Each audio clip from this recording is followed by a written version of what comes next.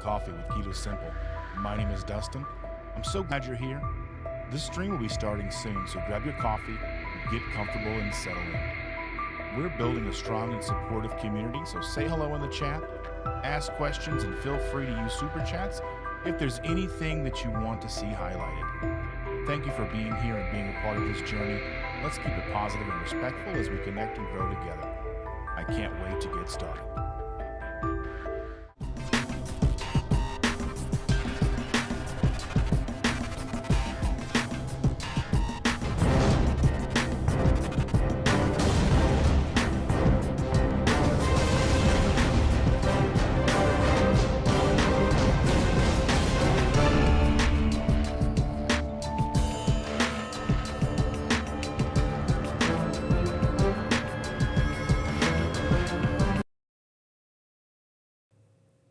Good morning, everybody. How are you guys doing today? It's Sunday, May the 3rd, 2026. Can you believe that it's already May? It's gonna be May. Yes, May, everybody. It's May already. Can you fathom that? I have a difficult time thinking that it's this late already. Where is the time going, ladies and gentlemen? Oh, my goodness. Today, I want to start off by talking about something a little different. I heard this term today for the very first time. Oddly enough, it was a term I had run across the video from Bill Maher. And this was a term that he was talking about that he did not want to learn. And I was like, I don't understand. So I had to look it up because they didn't talk about what it was. So basically what this term is because I think it's really important as a community to continue to grow. And I think the concept of this is called the Overton window. And I know that this is being thrown around on political pundits all over the TV, all these things. And again, I'm going to use this in a non-political way, okay? But I think it fits our community very well. So let me go ahead and explain, okay? So without being political about it, it's basically the idea of what people are willing to hear, accept, or even consider at a given time. That there's a range of ideas that feel normal to people, and anything too far outside of that gets rejected immediately, right? And I think that that is something that are a way to explain what we need to do or what we should be, or at least what I am trying to do with this community. I think it sums it up very well because I mean, it truly does matter a lot in our space because when we start talking about keto, carnivore, the proper human diet, whatever direction people are coming from, we have to understand that not everyone is starting where we are. We didn't start where we are. We started where we started. And almost every single one of us in this chat today, right now, or those of you who are watching the replay, started somewhere a little bit different. We all had our own starting spots, starting reasons, whether it was weight loss, inflammation, diabetes, whatever the case is, we all started for our own reasons. And so whatever direction people are coming from, where, we have to understand that not everybody is starting where we are, where we were. And if we come in too hard, too fast, too extreme, too rigid, too far outside of what someone believes is possible, we run that risk of pushing them away before they ever give a chance or even have a chance to understand what we are trying to share. And I think we all can kind of grasp the concept. I think we can all kind of understand why this is important. Because that doesn't mean that we water things down to the point where nothing matters, right? I also don't, I don't want it to mean we tell people just to do whatever they want and call it health. Because that's not what we're doing here. Again, everybody's welcome here. And I always want to make sure that we put that in because everybody's welcome, no matter where you're starting from, no matter what your destination might be. Again, whether you're vegan, keto, carnivore, lion diet, even just trying to modify standard American diet to lower the carbohydrates, lower the sugars, lower the inflammation products that you can find out there, lowering, removing the margarine and putting in tallow, eating more eggs, doing whatever you need to do to start seeing a better impact on your health. But again, that is something that we should be looking at. How do we get people to at least to get started? How do we get them to take that first step, right? And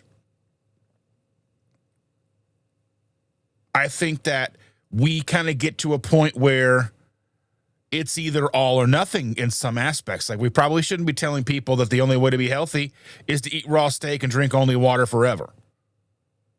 Because, I think we have a tendency to see that, in this community and in the health space in general, where it kind of started with low carb, Atkins, over the years, right? Low carb, Atkins, and then it kind of slowly transformed itself into keto. And then keto was like, hold my beer or whatever, right? And it became ketovore and then lion diet. Again, these things start out of necessity. The lion diet itself was a necessity, was a last-ditch effort for people who were finding issue with anything they put in their body outside of meat, salt, and water. So, and it is something that certain people need, right? That's where it came from. Michaela Peterson, having issues from a teenager, going in and having, the rheumatoid arthritis and having all the issues and having surgeries and all these joints replaced as a teenager, finally found the lion diet, or that's what she kind of coined that phrase as, right? So that is something that helped her. So these are all valid methods of trying to find health. But again, if we come hard and fast at people saying you have to do it this way, the lion diet, then you got people saying, well, you know what? We probably shouldn't even be cooking the steak. We should probably be eating it raw now. And you know what about salt? We don't really even need salt anymore, because there's all these people out there. I don't even salt my food anymore, and I feel fantastic. Cool, bro. That's cool for you. But we have to all learn to take a step back and go, okay, what's too much? Because there's not enough, and then there's too much. Because we all understand too much of a good thing is also a bad thing, right? Can be a bad thing. So if we keep going and going and going to the extreme, where's too much? So again, we have to be mindful. We have to be mindful to find the middle ground. You know what I mean? We have to, we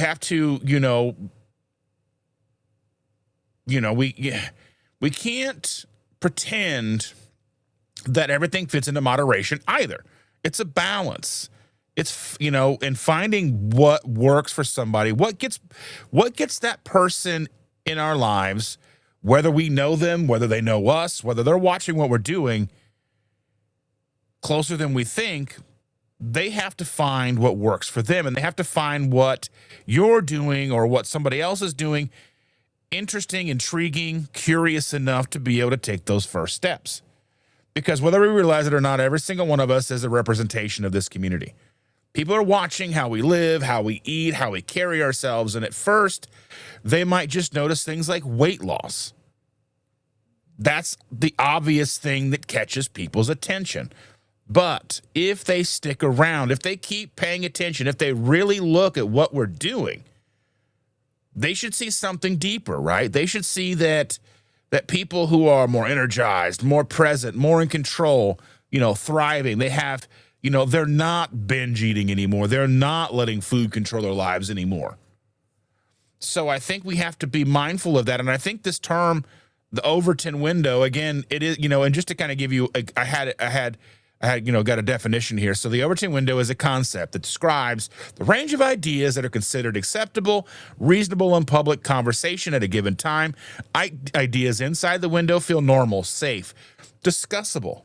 Ideas outside the window feel extreme, unrealistic, even unacceptable, scary even, right? Think about everybody who coming to this community, coming to this way of life, and they're terrified of what?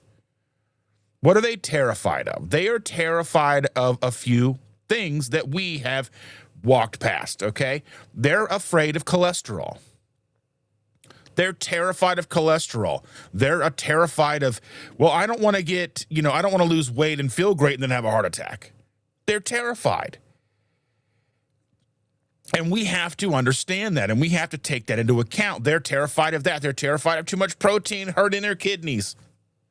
All of these things that we hear from the people that tell us that we're hurting ourselves are real fears in a lot of people. Because that is what they have learned over the last 100 years with everything from doctors, medical advice from all across the board, every major news outlet. It's infiltrated, again, pop culture to the nth degree, right? So we want to make sure that, if somebody comes to us, and it's going to happen. If it hasn't happened 10 times already, people are going to come to us. They want to find out what we're doing. Is it reasonable? Can they do it? Can they make it fit themselves? And I think that's very, very important, because when the ideas that we introduce to them feel relatable, understandable, they can slowly integrate those things into their lives. Some slowly, some fast. Some it's like a Band-Aid. And sometimes it's like, when you go out and, like if you have a pool, it opens for the first time, that Memorial Day weekend where that pool opens and you have to go into that water, and that water is fresh, cold water. Then you have to go in little by little by little into your ankles, and then to your calves, and then to your thighs, and then you kind of get up to your torso, and you're like, and then you finally just dunk your way in. Some people do it that way. Some people just stand at the edge of the pool and jump right in and just take what comes. But again, as representatives of this community, each and every one of us have to understand that we have to handle each person that comes to us in the best way, or what they are going to need, whether they're the creepers into the pool or the ones who are going to rip the Band-Aid off and jump right in. Because again, we have to present, because I think, if we inevitably, and some of us are going to, and I've done it in the past, and I probably will do it again without even thinking about it, present something in a manner that's too extreme or all or nothing, people tune out.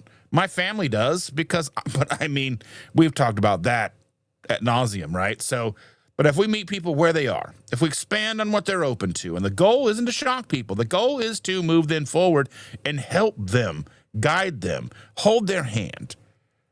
Because again, somebody most likely did that for us. Not everybody is going to dig in and be like someone like myself, okay?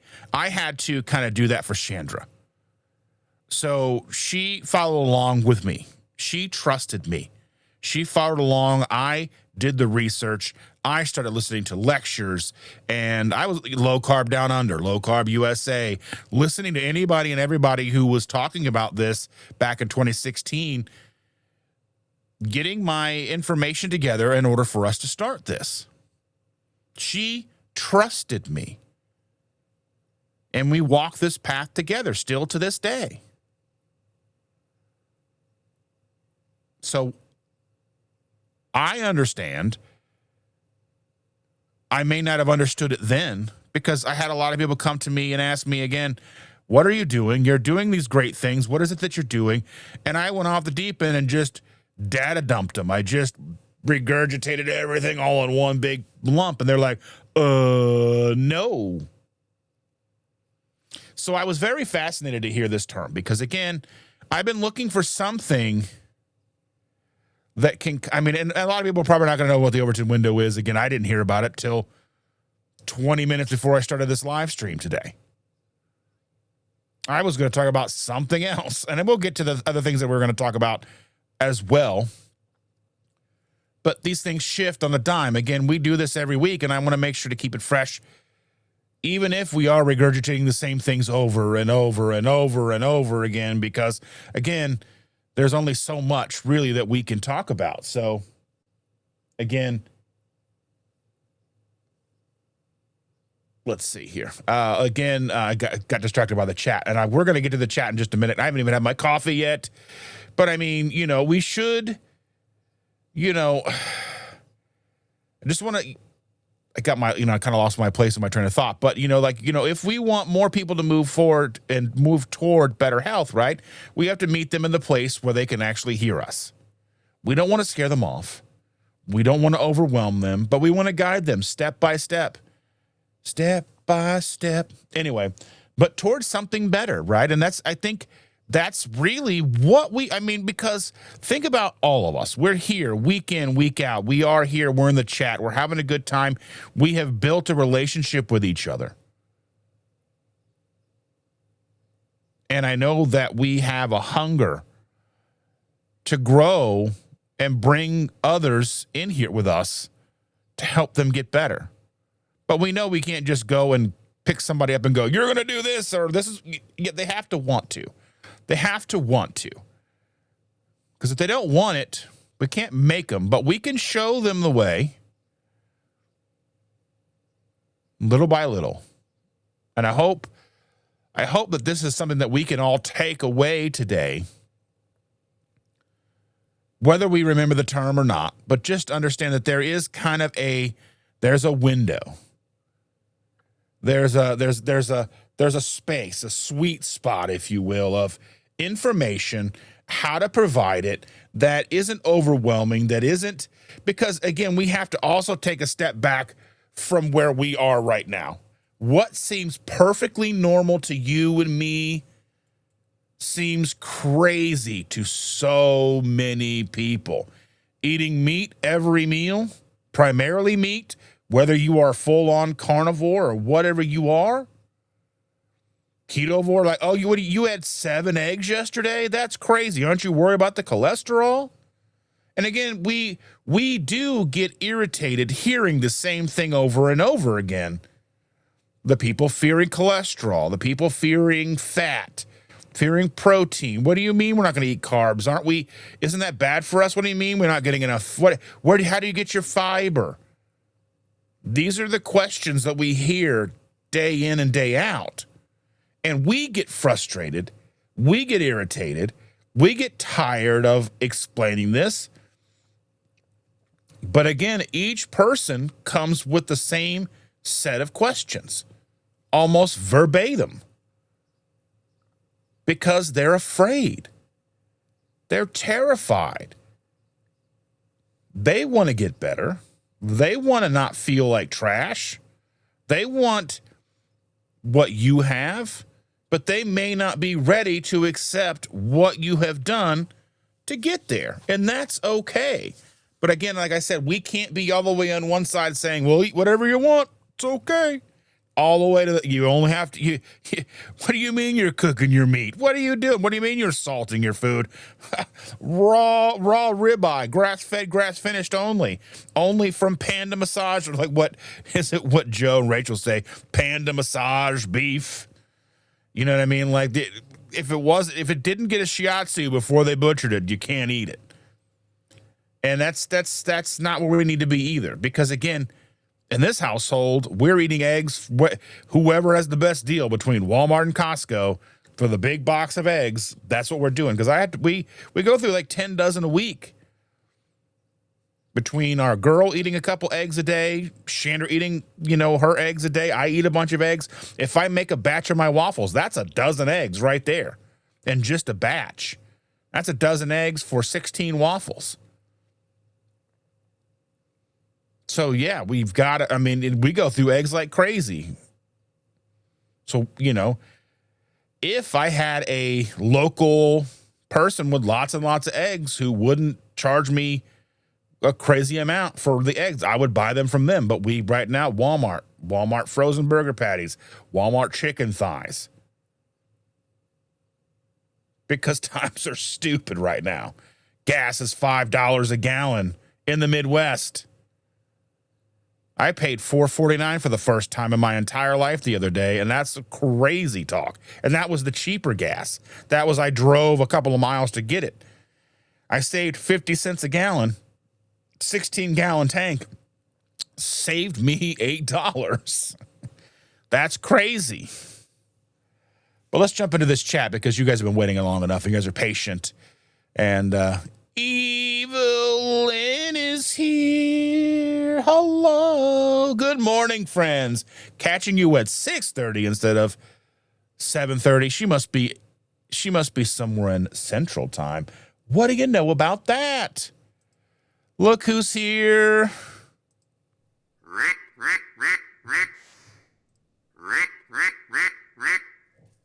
Let's get dangerous.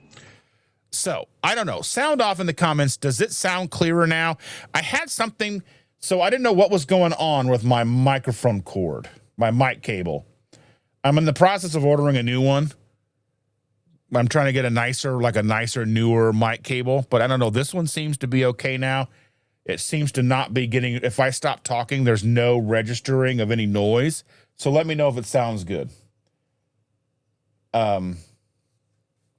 So yeah, because you guys had said there's been noise for a long time. I just want to make sure that that's not something that happens all the time because, again, I'm here to provide an easy listening, experience for all of you. You know what I'm saying? I want you guys to have a good time. Good time. Brian Dish is here. Hello, sir. How are you doing, my friend? Sandy Blythe is in the house. Good morning from Florida. Yes. Yes, indeed. Mr. Biscuit. Hello.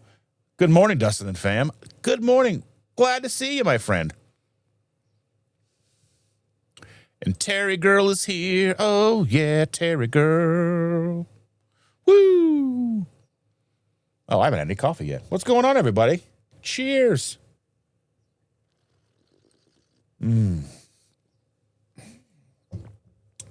That's so good. Yes. Donna Ray is here. Hello, Donna Ray. Good morning. Brian is here. Mr. Brian Dole, I have a question for you. So, I made a video the other day, a short form video about the new label that they're throwing on food. And I know you're kind of one of the people that's in the chat that's on the GLP-1 and finding success, and you're having you're seeing what you want to see out of it. What are your thoughts about the labeling of? And I saw it in the wild yesterday on some Mission low carb tortillas that says GLP-1 friendly. So my question is, when I started to see the keto certified stickers on food that I didn't necessarily think were keto or keto friendly or whatever, I'm just kind of curious to what your thoughts on that are. Do you think that's simply the marketing? I mean, obviously companies are going to company. They're going to do what they're going to do, especially when it comes to GLP-1s and people who are finding that it does suppress appetite, that it does inhibit their hunger signaling, and they don't want to eat as much. And the food companies may be starting to panic, and that was kind of the gist of the video. It wasn't about the GLP-1 so much as it was just the marketing aspect of it. So I'm curious to kind of think about what you think of that. Let's see. Mr. Gugahan is here. Oh my goodness. So glad to see you. Says, good morning, Dustin, and all the Sunday morning coffee folks. And Evelyn is saying, don't forget to smash the like button. I even done it. Yes, I even liked my own video. There we go. Like it, subscribe, share it out to your friends. Put it on Facebook, send it out on Twitter. Send it wherever you do the doodly things with your thingalings. Whatever, that didn't make any sense, and it's okay, okay? It didn't make any sense, and we don't have to pretend that it did. All right? Yes.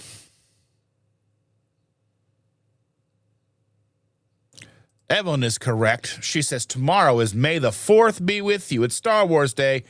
I bought stickers to hand out at school. May the 4th be with you.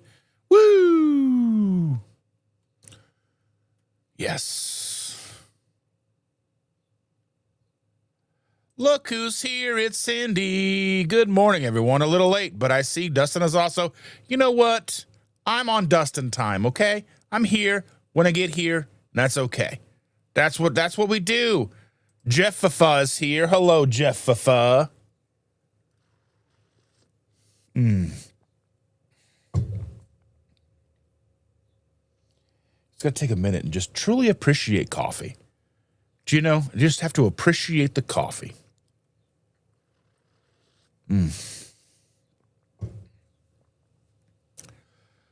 Everybody's saying hello to everybody. Hello, I should say it. There we go. Miss Booby Goats is here. Hello, Aaron. How are you doing?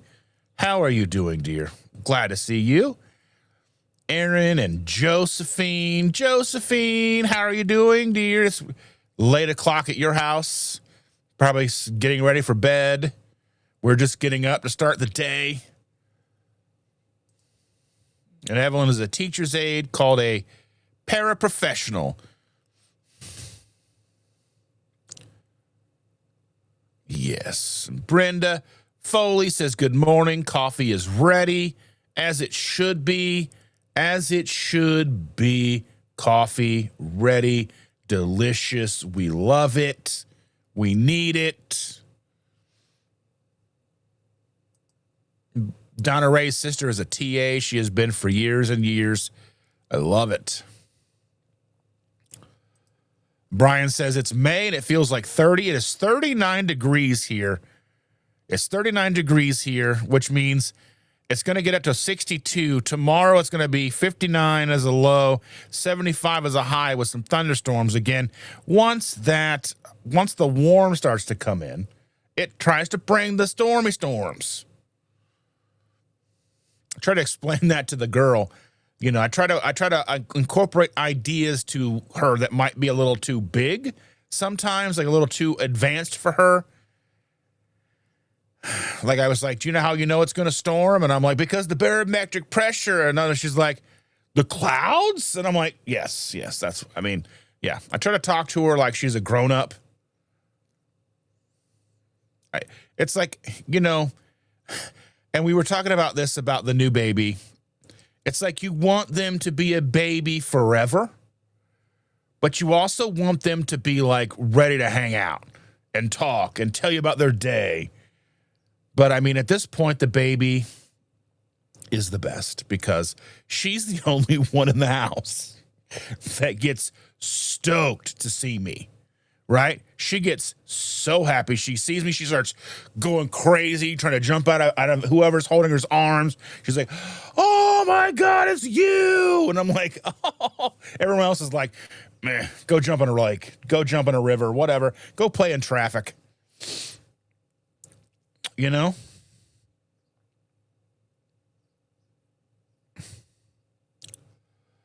Brian Aries is in the house. Hello, Brian. Good morning, Dustin and everyone. Glad to see you. And on, you know, kind of on the topic of what we were talking about, that Overton window thing, right? So one thing I was thinking about, and one thing I asked Chris, because Chris and Ash are in Tennessee. I mean, that's where they live. But they're in Gatlinburg right now for MeatStock. And I've seen some footage from MeatStock. And MeatStock, there are some vendors there that don't necessarily align with what I would see in line with the people who put MeatStock on. Okay. I don't think Keto Chow has a presence at MeatStock. I don't think, because I know Chris and Miriam aren't there, but I don't know if they sent their team there. I don't know if Keto Chow and Salty are there, because I know that everybody dealing with MeatStock, they're dealing with that new company, Salter, which a little too close. Like, it's not SLTT, it's SLA or SALTR, but with that like Viking R or whatever it is. It's a rune or whatever you want to say, right? But I understand, like, Switch Sweets is there. And I mean, and I'm not trying to say anything bad about the companies that are there. Like, Switch Sweets is there. There's a company there that's making cereal out of beef. It's like a chocolate beef cereal. Sounds weird. Even like Sean Baker posted about it on his Twitter. Sean Baker was there just for the one day.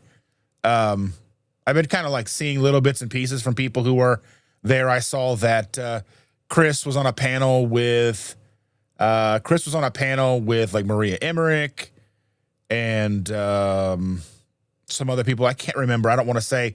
I know for sure it was Chris and Maria. I can't remember if Courtney was on there or if Steak and Butter Gal was on that panel too, but I think for sure, I know for sure Chris and Maria were on that panel. Whoever else was on it, I can't remember the details. I saw a picture. But yeah, so I've been seeing a lot of stuff like that. So the reason I bring this up about the vendors there, so we kind of have an understanding of where people are coming from for the people who are throwing and putting on MeatStock. MeatStock is more outside of, it's not like Ketopalooza, it's not like KetoCon or Hack Your Health or whatever. It's more trying to push that carnivore agenda, if you will, right? It's trying to push that meat only thing. That's kind of what they're trying to do. So I was wondering, how do people that are attending this event, how are they interacting with these vendors? Are they interacting with these vendors? And I'd asked Chris in a text message. So years and years and years ago, I was working a merch table for a band. I was friends with a band. They asked me to work the merch booth for them at this festival. Now, this festival was like an all-day metal festival at a skate park. But the predominant metal bands were designated Christian. So they were a Christian, like most of them were designated Christian metal. Like Living Sacrifice was the headliner. They are probably one of the biggest in that genre. They cross over and play to all crowds and not just the Christian crowd. A lot of times the bands, they don't mix. So because Living Sacrifice was on the bill, my friend's band got to be on the bill, and they were secular, okay? And I'm working the merch booth. So secular merch booth at a predominantly Christian metal festival. And people come up and looking at the shirts and like, oh, this looks cool. But like, are they Christian? I'm like, yeah, I'm not going to lie. No, not really, or whatever. Whatever each individual member, whatever they were, what doesn't matter. But, then they just put the shirt down and walk away. So I'm kind of like, is that how somebody who would go up to like Switch Sweets and go, is this Carnivore? Oh, and then put it down and walk away. Or whatever vendor would be there. I kind of wonder, is that like, because again, I know, and maybe it's just me, but I kind of feel like, again, my experience right now is when people like in the carnivore sector talk about keto or low carb or ketovore even, they do so with kind of a disdain. Well, I used to be keto, but now I'm carnivore. I figured it out. That's kind of how I see it. And I don't think people mean it the way that it comes off. I don't think people mean it to sound like the way that it does. Does that make sense? I think a lot of people, they're excited. They found something that's working for them. But then again, it also has that air of, well, I used to be down here, but now I'm up here. And you need to come up here too, because you're way down there still. I think that's how it feels. And again, like, I think that kind of comes into, again, like the topic of discussion. I think we have to be mindful of how we talk about other facets of the community. Like, somebody who's paleo or just starting out and doesn't know anything. And we're like, another person who's afraid of cholesterol, idiots. We can't do that. We can't, not for a second. Because they don't know what they don't know. We didn't know what we didn't know. It's taken me 10 years to get to this point right here. And I still don't know everything. And I've been through classes and watched countless hours, hundreds of hours of lectures and listened to the top minds of this everything from Stephen Finney to, who else? Vogel. Is it Vogel? No. I can't remember. My brain kind of mooshes out sometimes. But anyway, you know what I mean. But yeah. Smoothies here. Hello. Happy sunny Sunday. Woo. At least it is sunny here, I think. I think it's sunny here. I'm in a dark little hovel. So, we know what happens in here. Stays in here. There we go. Amy's here. Good morning, Dustin and friends. Amy, how are you doing, dear? I hope you're feeling okay. I haven't talked to you in a little bit.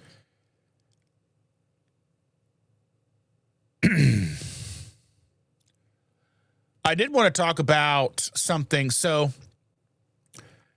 as of May 1st, open enrollment is available if you wanted to follow in myself and Amy's footsteps and go and take the course to be a PhD certified health coach. That's open enrollment. I think it's for 2 weeks right now until, I don't know if it's going to fill up. I don't have the link handy currently, but I can put that in the show notes and put it in the description. But if you want to, the price has gone up. But I think, and I don't know if I'm supposed to say this or not, but I'm going to do it anyway. I think right now, it's like $4,800 for the course, which is a lot of money, and I'm not going to sugarcoat that. But I think if you wanted to sign up and you didn't want to pay the $4,800, I think they're doing a thing like if you use code MeatStock, you get $1,000 off. Now I have I'm affiliated with them, but I don't have any affiliation. The link that I would provide doesn't link to me. It doesn't give me any. They don't even know it come from me. I know there is a link inside of our group that we have. We have a coaches group. That once you take the course and you graduate, you are involved in this coaching group. There is a link in that, but they don't want us to use that one. So they're just having us use the normal one.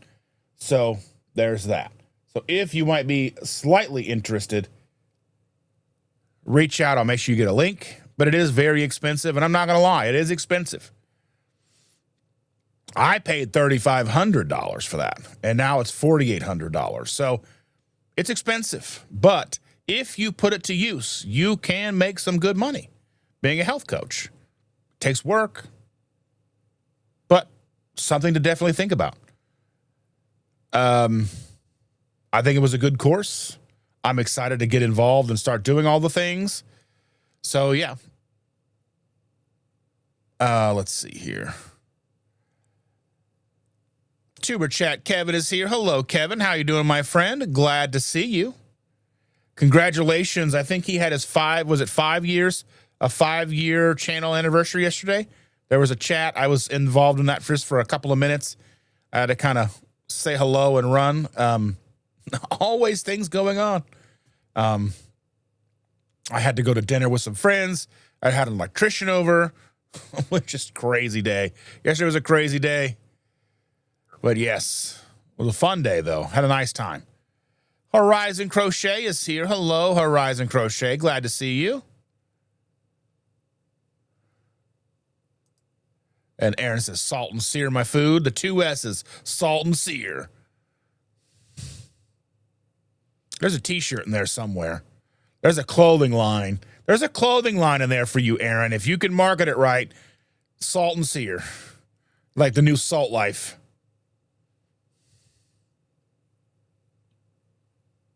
Yeah, make that a hoodie. Make that your new merch line. Salt and sear with Aaron. Mr. Rick is here. Hello, Rick. Twinbrook Acres. Good to see you, my friend. How are you? So very glad to see you.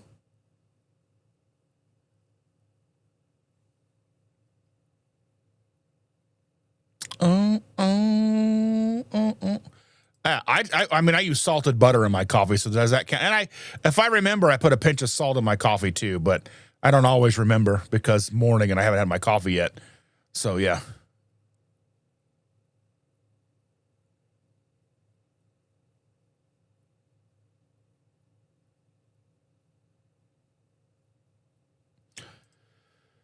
Let's see. Tamara is here. Hello, doing this right. As I see it, all you got to do is stay focused on keeping it honest inside and out. Then win, lose, or draw, you did it, right? I mean,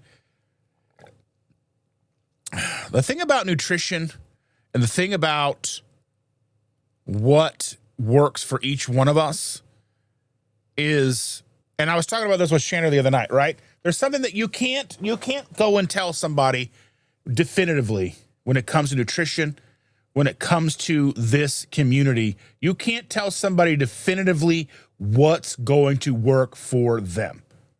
You can't. You can't give any guarantees.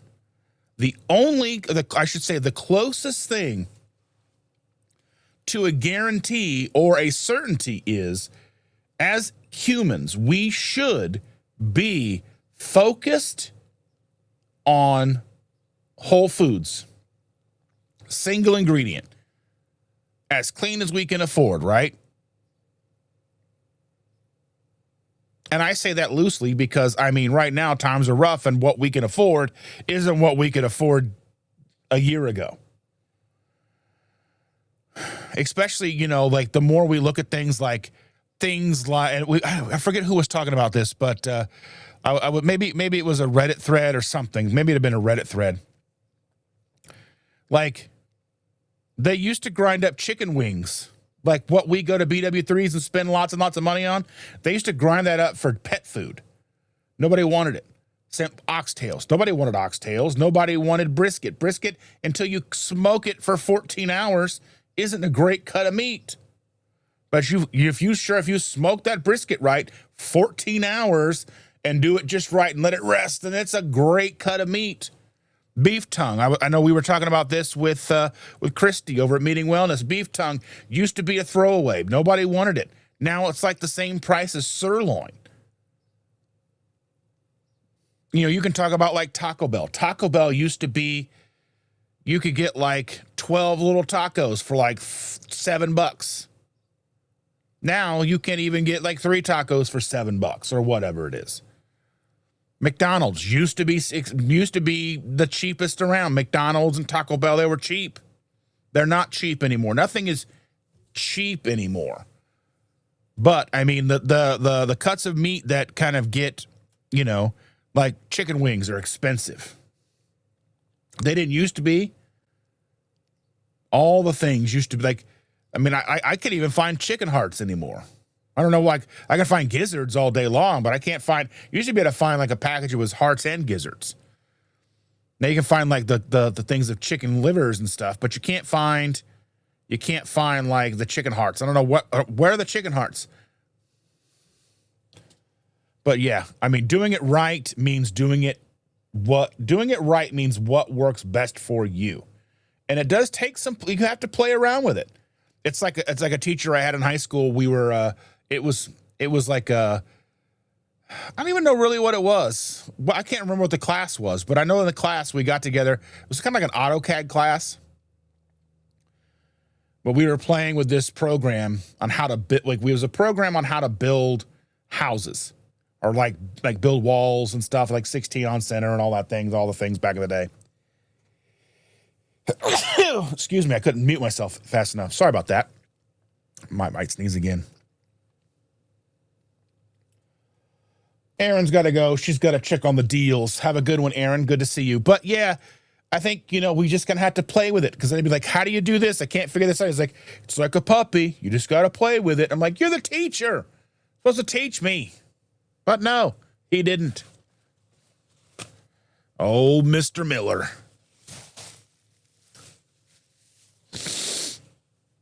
But yeah. People saying hello to everyone. Sherry Lynn is here. Good morning, Sherry Lynn. I'm very glad to see you. Listening in, getting ready for work, she says. Simpson, I miss Simpson. There we go. Simpson is here. Simpson Johns is here. Good morning to Ricky, Sandy, Billy, Bobby. All right. There we go. Hello to hello, everybody. Hello. Yes.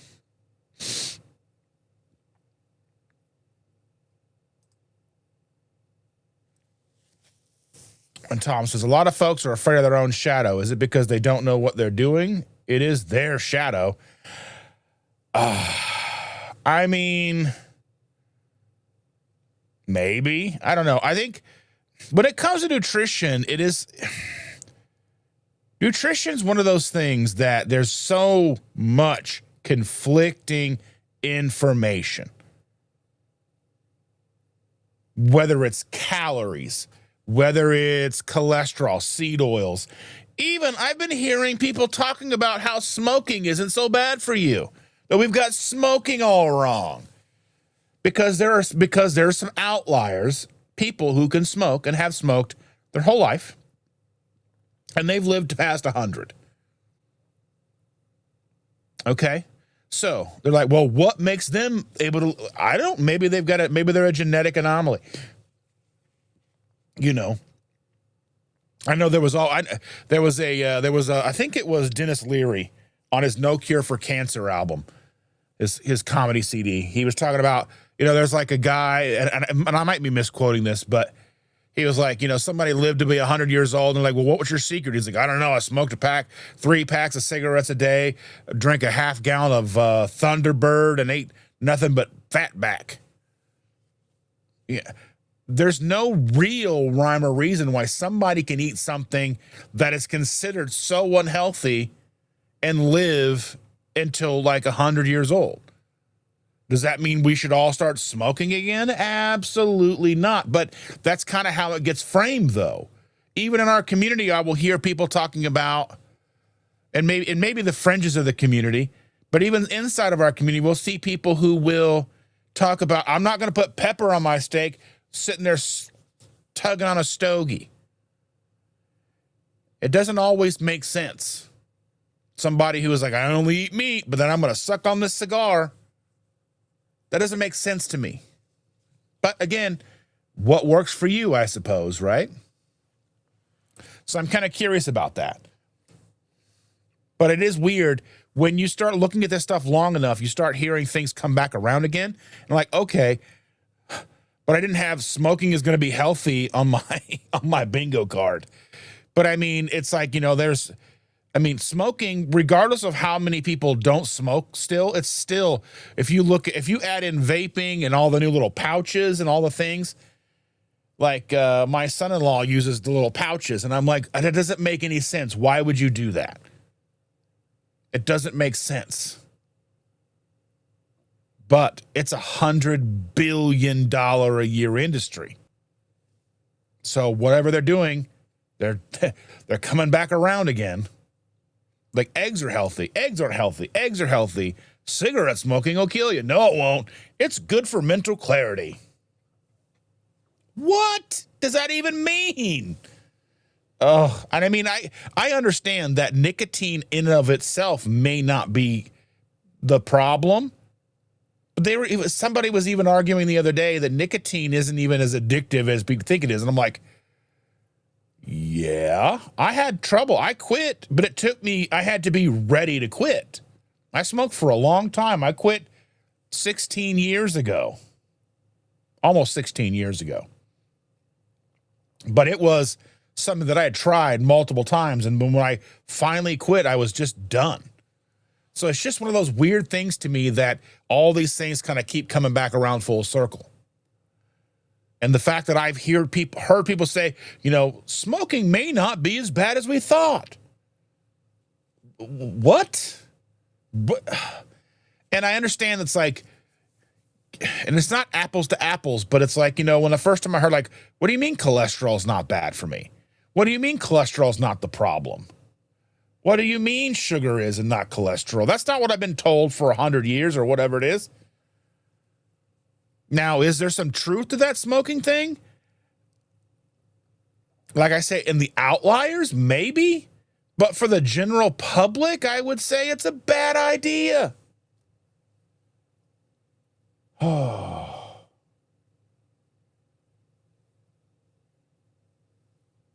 Yeah, and Sharon has a comment we're going to get to in a little while. I'm kind of far behind, but kind of run through these comments and see if I'm missing anything. Yeah, and Aaron says, I just jump in the cold water. Yeah. Sometimes I do, sometimes I don't. You know what I mean? Just depends. Sometimes if I'm feeling froggy, I might. Josephine, just stay humble and kind. That's all we really can do. I stay humble because I've got people here who want to make me, that don't want me to feel special. Like I feel, like I'm here and I'm talking with you guys. You're like, oh yeah. And I get out there like, pause here. Yeah.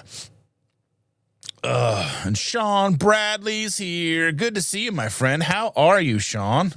He's saying hi to Cindy. I don't know if you said hi to me or not. I didn't see it. My apologies if I missed it. Everybody's saying hello to everybody. And Stacy's here. Her and Stacy and Ken. I love them both so very much. She goes, good morning. I do Stacy Keto. It's a combination of many influencers for what works for me. I'm healthier at 72 than ever before, 5 years, and it works for me 100%.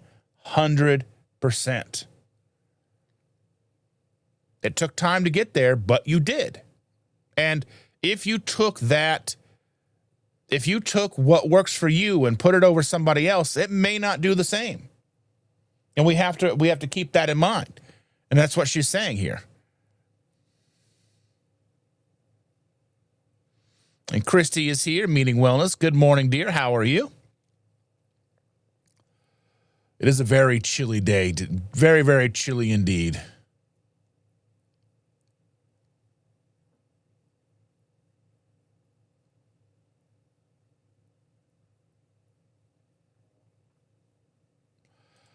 Tom says that basically, that moms make food. But, I mean, the thing about food and the love in the food is it's not always what it's cracked up to be. Like a lot of people want to feed us. A lot of people want to show their love by making you cakes and pies and bringing things over. And you're like, that's not going to work for me. And then they take offense to it. But it's not you. It's the thing that you made. It's not the act of kindness that you put into or the love that you put into the food. Like my kids do that. Like our son will bring over a cake. I thought you might like it. Of course I would like it. Of course it's probably delicious. But I'm not going to eat it. At least try not to. Sometimes I'm weak. I have a good resolve sometimes, and sometimes I'm like, put it in my face. I mean, we all have those days. We all have those days where we're just so weak. We're like, you know what? Shove it in. Let's go.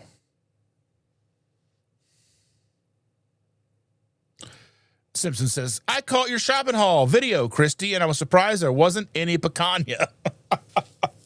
That's something that picanha used to be cheap. Picanha was one of those things that wasn't expensive, and now it is. It is. Why? Why did it go up? Oh, because it's delicious, and we liked it, and because Christy couldn't keep her mouth shut about it. Now everyone's like, oh, Christy likes it. Let's charge an arm and a leg. I blame Christy. That's what we're going to do. Picanha Christy ruined it for everybody, but I couldn't find it here anyway. I can't find picanha here. I mean, I think I'd have to go to a butcher shop to actually find picanha, and I'm not going to get a good deal at a butcher shop, unfortunately. Rick says, the owner of a small restaurant I go to for breakfast was telling her friend how she switched to low-carb diet, and I told her she made the right move. Indeed. I think that's true. And Christy says to me, so true. We are used to these ideas. Others are not. I try to address those things with Coach Steven yesterday, the simple myths, etc., for new people. Yeah, I think we have to remember that's like if we were NBA players and we were coaching and we wanted to coach Little League. Say Michael Jordan went in to coach a Little League team, and he gets frustrated because they can't dunk. Or they can't do like some impressive crossover fade, some crossover juke fadeaway jump shot like he could, or they can't dunk from the free throw line like he could. No, Michael Jordan didn't wake up Michael Jordan. Michael Jordan had to work to be Michael Jordan. We had to work to be where we are now. We had to put in countless hours of figuring things out, what works for best. And most of us are still working on that. We're learning something new every day, finding something new about ourselves every day. And even when something worked yesterday, that doesn't mean it's going to work for us long term. The amount of protein that we take in, the amount of fat that works for us, that doesn't necessarily mean if we have it dialed in right now, doesn't mean that as our body composition changes, that our needs won't change. Again, most of us are coming from being extremely unhealthy. So as we become healthy, our requirements will change. And I think most of us don't even truly know what it means to be the most healthy. Some of us are getting there. Some of us are closer there, like Stacy. She's the closest she's ever been at 72. But who knows what 75 will bring? How great she might feel at 75. And we have to just keep that in mind. Because again, no matter how much we're tired of hearing, oh, but aren't you worried about the cholesterol? Oh, I can't do that's too much sodium. My blood pressure is too high. I can't have that much sodium. These things that we hear because it's so normalized for everyone. It's so very normalized for everyone. This isn't even turned back around. There we go. All right. Got to be able to see my Mickey. But yeah, just because it's normalized doesn't make it right, but also because it is normalized, we're going to hear it day in and day out. Day in and day out. It's always going to be a thing. And I don't know, it's probably never going to stop being a thing for us.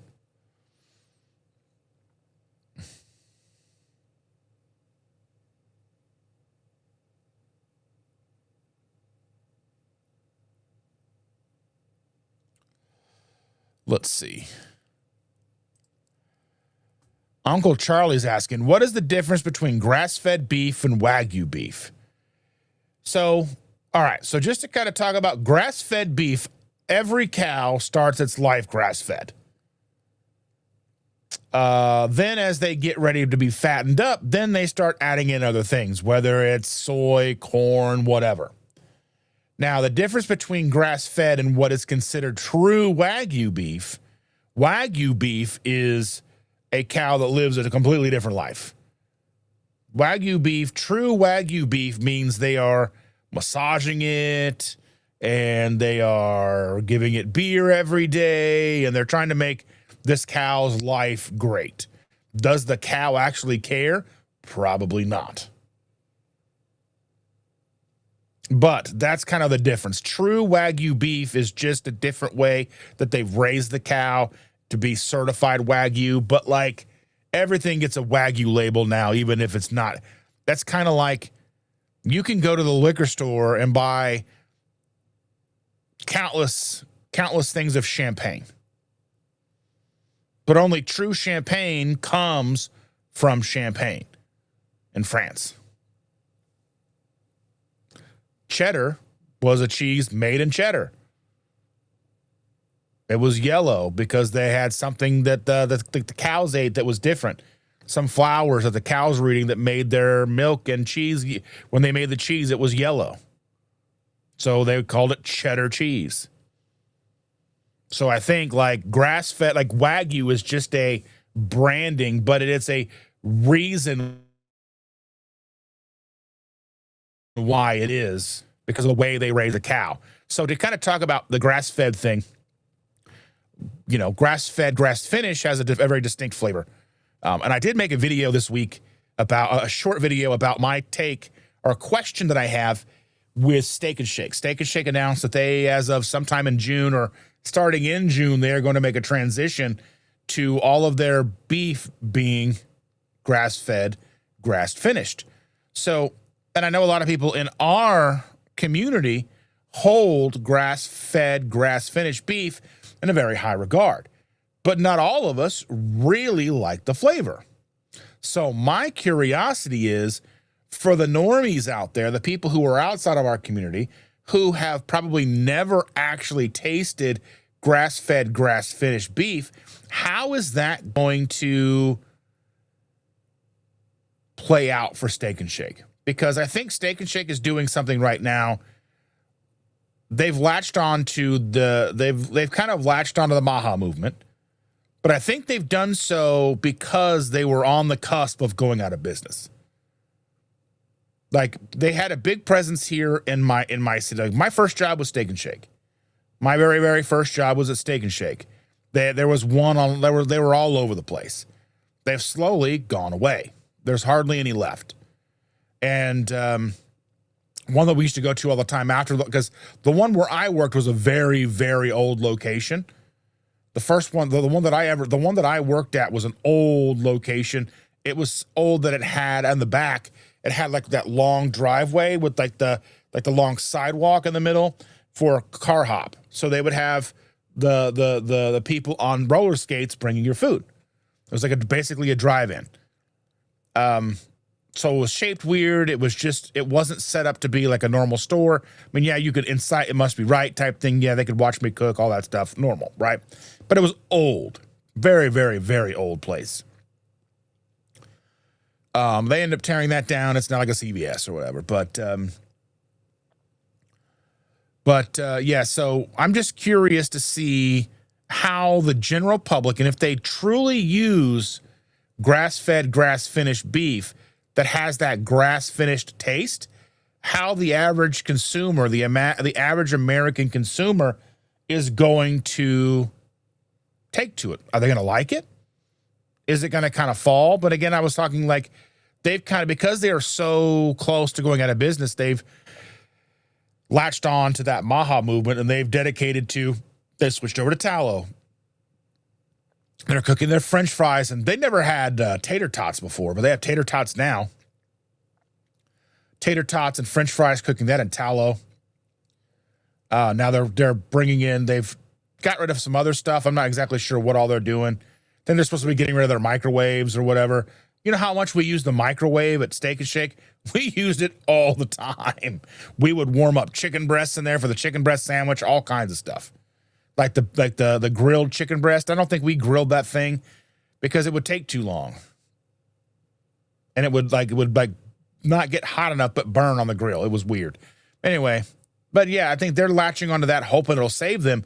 But I'm curious, is grass-fed, grass-finished beef, is the flavor too niche for the majority of the United States? That's the question. That was the point of the video. Is it too niche? Will the average American consumer actually like it? That's the question. Because a lot of us, I don't mind it. But I do like grain finished beef. It has a milder flavor. Just curious.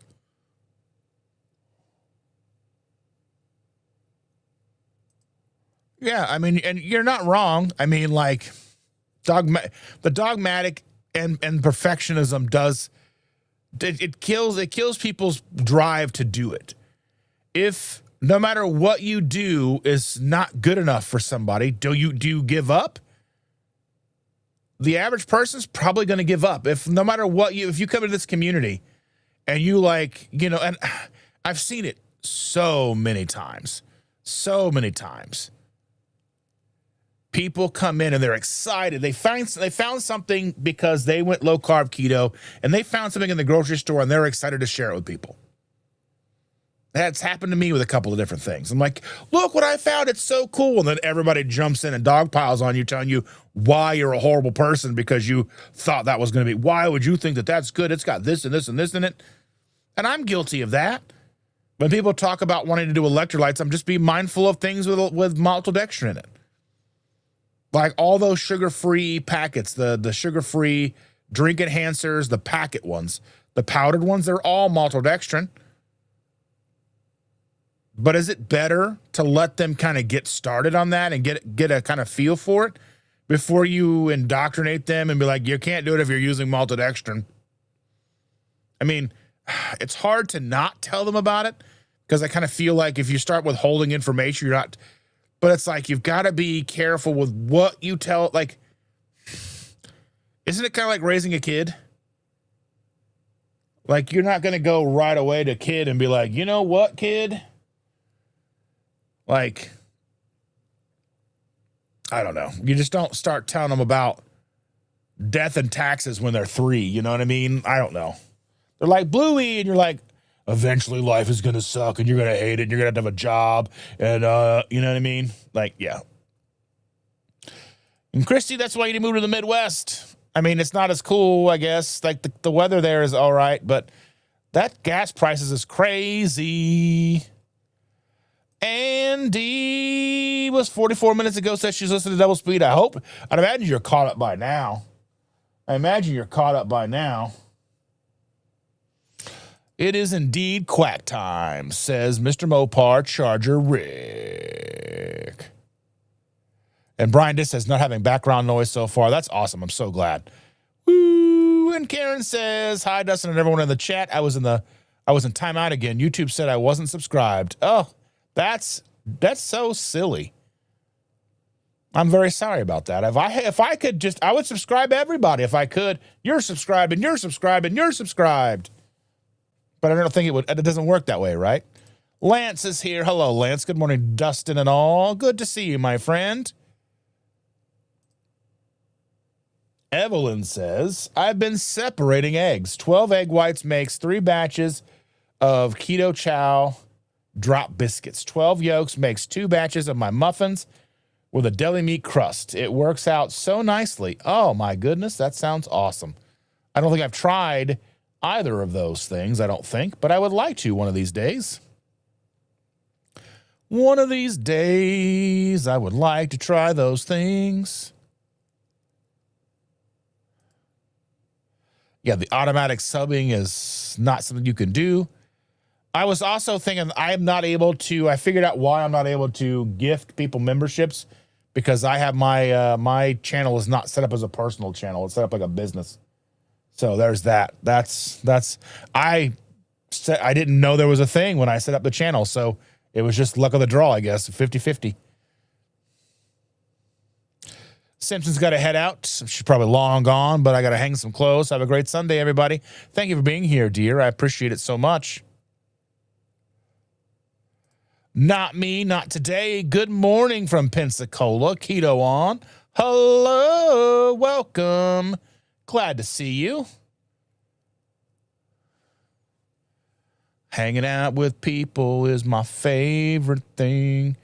Mr. Biscuit says, I got sick of hearing about the Overton window in the political space a decade ago. That's why I dipped on the news. I just heard about it today. I thought it was a new term to this week. At least it's new to me. But I think it's fitting for us, at least kind of like puts kind of like a way to explain it. Even if it is, because we're not political, but like, it becoming a political term is kind of a way to do it, right? And Christy says, the dilemma, I want another cup of coffee. But Pixel is on my lap. What to do? Train Pixel to get you a cup of coffee.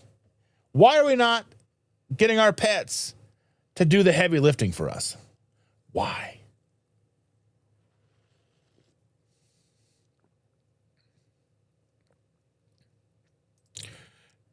Karen says, Cindy, it said you were unsubscribed to my channel. That's crazy. Ugh, gross. Cindy will double check. Not Me says hello and have a blessed Sunday. You too. Thank you for joining us. I don't think I've seen you before unless you've changed your name. That happens sometimes. And then I don't always have the best memory.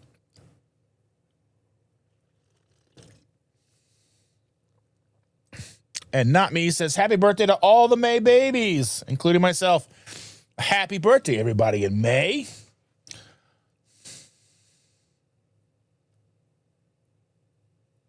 And he says, hi, Karen. Hope Teresa's getting better. Yes. I don't know if anybody's doing the things. And Low Car Spin, did you get notified about our newest video posted on Friday? I don't know. My feed's all jacked up.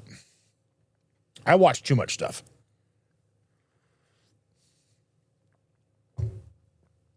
And I'm honest about that.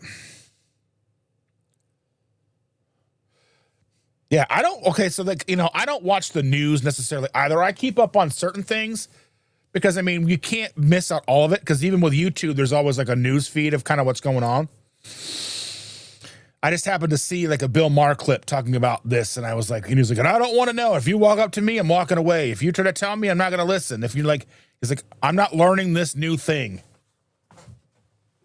Which, if it's been a thing for a while, then it means his writers haven't been telling him anything. And he's a comic who's supposed to be up on current events. So there's that.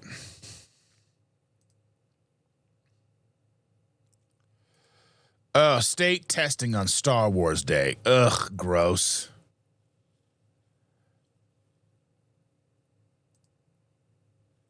And Mr. Biscuit says, I came to understand it as a marketing term to manipulate the space and funnel revolutionary energy back into the system.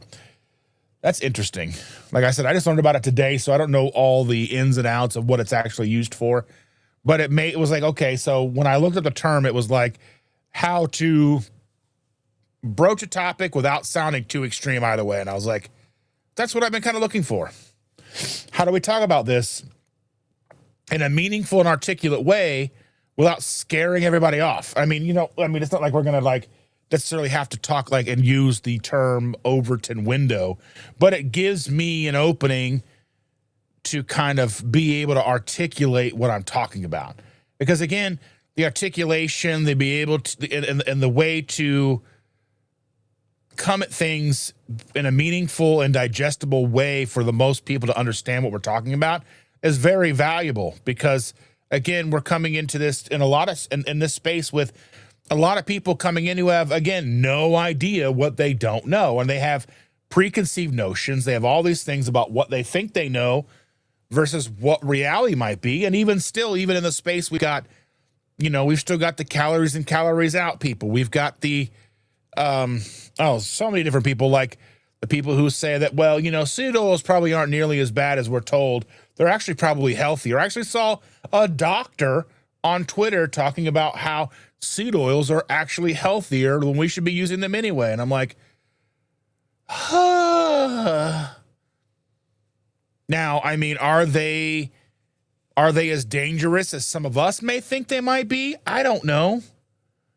I mean, it's a slow thing, right? People still live in their 70s, 80s, and 90s eating seed oils. I mean, I think a lot of time it's more of a quality of life issue. Do you feel your best on them? No. But I don't think that, I mean, they're inundated in everything, so we've all had them for decades. But I think we should be transitioning away from them 1,000%. But again, like, I don't know. It's definitely not something for me to say to somebody just starting out to put the fear of every single thing into them. I mean, I would say, what would I say to somebody who came to me looking for me to help them? Like, what do I do? What do I get rid of? I would say,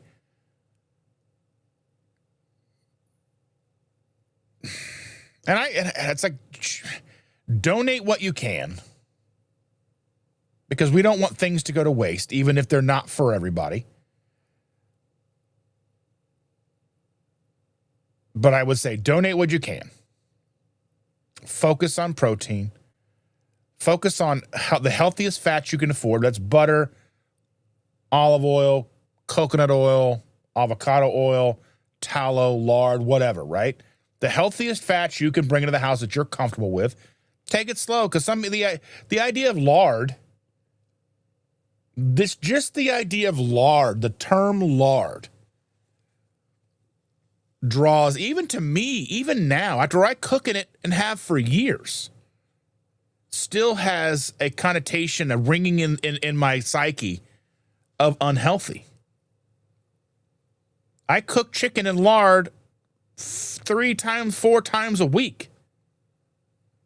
But even when I sit and someone says, oh, lard, it's still one of those things that in my brain is like unhealthy. It's so ingrained. There's so many negative connotations. You can call someone a lard this, whatever, right? Think about, was it the Heart Attack Grill in Las Vegas? I think that's the only one still around. They're like, you have I don't know if it's still the same, but they used to have unlimited lard cooked fries. They cooked their French fries in lard, and I was like, oh no, they cook it in lard. That's gonna be so unhealthy. They're upset about the lard, but not the unending French fries. So, I mean, even to me, even now, like when I think there's still a split second where I'm like, Lord, unhealthy. It's just so deeply embedded in our way of thinking. I know it's not. It's fine. It's delicious. Tallow, lard, all these things are perfectly fine to cook with. But it's the, maybe you want to call it trauma of everything being unhealthy, like the complete upside down bizarro world that everything we were told is unhealthy is actually healthy for the most part.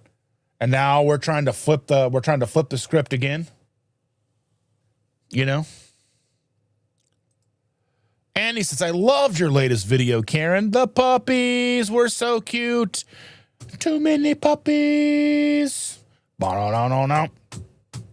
Ba-da-da-da-da. Anyway, if you like Primus, you'll know what I'm talking about. Dun, dun, dun, dun. Cindy says, no, Karen, but I will check it out. I've not seen many videos from people I watch, though. So a little recap of how YouTube works and what they're doing. So YouTube, social media, the term social media that we've been throwing around and continue to throw around is dead. Social media is dead. And what do I mean by social media is dead? It has been replaced, as social media died, interest media rose from its ashes. So interest media is what it is. It doesn't matter necessarily who's subscribed to you. It doesn't matter it doesn't matter, like, I can be in Instagram and unfollow somebody and still get their content in my feed. Because if I've interacted with their stuff, if I've seen or liked their pictures or whatever, like something come across me and I'm like, I followed them for a while, but I'm on a weird thing now with Instagram where I've got to unfollow people to follow new people because it only lets you have like 7,500 people to follow or whatever. They cap you for some weird reason. But I hit that cap all the time. And if I see new people in our space that I want to follow, I have to go and unfollow people that are not like dead accounts or people that I don't care about anymore, whatever. So I have to decide and figure it out. And it takes a long time. It's irritating. But interest media. So on YouTube, you can subscribe to me, Karen, Cindy, Christy. You can subscribe to all of us. But if the algorithm shows you a video a couple of times, different videos, and if you don't click on it and you just kind of like you want to watch something else that day, then it may not show it to you again. They could put a new video out. You may not see it. Doesn't matter if you're subscribed or not. Now, the bell notification, that does help, but it doesn't still show up in your feed. You got to like, so for me, if I'm looking for something, if I start thinking about, I haven't seen a video from so-and-so in a while, I go over and I go to my subscriptions and I start scrolling through the new videos in my subscription feed. That's the best way to find new videos from Karen, from Cindy, from me, from Christy, anybody in here with a channel that posts regularly. Go to your subscription tab, lean on your subscription tab, because if you are subscribed to those channels and you go to your subscription tab, you will see the latest videos from all those you are subscribed to. Your regular feed may not show you what you want to see. It's going to show you what you have been watching, which may be what you want to see because we all involuntarily watch things. Like I get, because I watch them, I get all of the Barstool Dave Portnoy pizza reviews. I don't eat pizza, but I love watching those pizza reviews because I would love to be somebody who could eat pizza and not be a blimp. I would love to be able to go around the world eating different pizza in every city. He was just in Indianapolis a couple of weeks ago for the Final Four, and he reviewed one of my friends' places, and he did that. And there's a bunch of that stuff out there. It's pretty cool. He went to a bunch of new spots, some spots I didn't even know we had because, again, I don't eat pizza very much. So, you know, there's like, that's what pops up. That's what I see. And also I have two different YouTube accounts. So there's the account that's logged into our TVs is not my KetoSimple account. My TV account is something completely different. It's a whole other name because I try to keep this account clean so I can keep, again, interest media to where I'm focusing into my office. So my computer in my office is logged into KetoSimple and I can see your guys' stuff. So I'm going to see your stuff most likely here. But even still here, I'm still guilty of seeing like Marquez Brownlee, MKBHD, Casey Neistat, these things that I am interested in, have been for a long time. But for some reason in here, I don't get the newest, like Philip DeFranco video. I'm pretty sure, I don't even know if I subscribe to him on this channel, but I know I do with my other one, the one on my TV. And I have been subscribed to him for over since like 2011, 2010, 2009. I was watching him on my BlackBerry. What does that tell you? But anyway, that's kind of what happens. Why they unsubscribe you, I don't know. That I haven't figured out yet. But the interest media and seeing different things and seeing what pops up in your feed, if you want to make sure you are seeing the things that the people you are subscribed to are putting out, always click your subscription tab. That's going to tell you and show you the newest things that have come out. It will also show you what's been like so like if I put out if I went today and I set up my Tuesday live for Tuesday and you go and look and I set it up, you know, today and you went to the subscription tab later, you would see that in your feed already. And it would be from today, even though it's not happening till Tuesday. I hope that helps. And Biscuit says, I cut it in 2009. We cut it much later than that, but with the kids and all that stuff. And I mean, do you know what was one of the weirdest things that I didn't want to cut cable for? Home and Garden TV. I loved HGTV. HGTV was one of my favorites. And then I was like, how am I going to live without HGTV? House Hunters? All the things like what are they? The Gaines? I love the Gaines show. The whatever the Chris, was it Chris? Not Chris Gaines. That was Garth Brooks. Chip and Joanna. I liked watching that. I don't know. I used to watch it with my grandma. But yeah, I was like, oh, but then like once kind of that, like, what is a strong magnetic pull? Like, am I going to live without HGTV? And then you do. It's fine. Like, you know, we could probably live without Netflix. I mean, even though like right now, Netflix, like most of our Netflix bill and our Apple TV bill is paid for by our phone subscription, our cell phones. So, but I mean, we have Hulu and we have Disney Plus because it's kind of a bundle. But yeah, I don't know. I kind of get off on these weird tangents, but I do what I can do. You know what I'm saying? Coffee equals life 1,000%.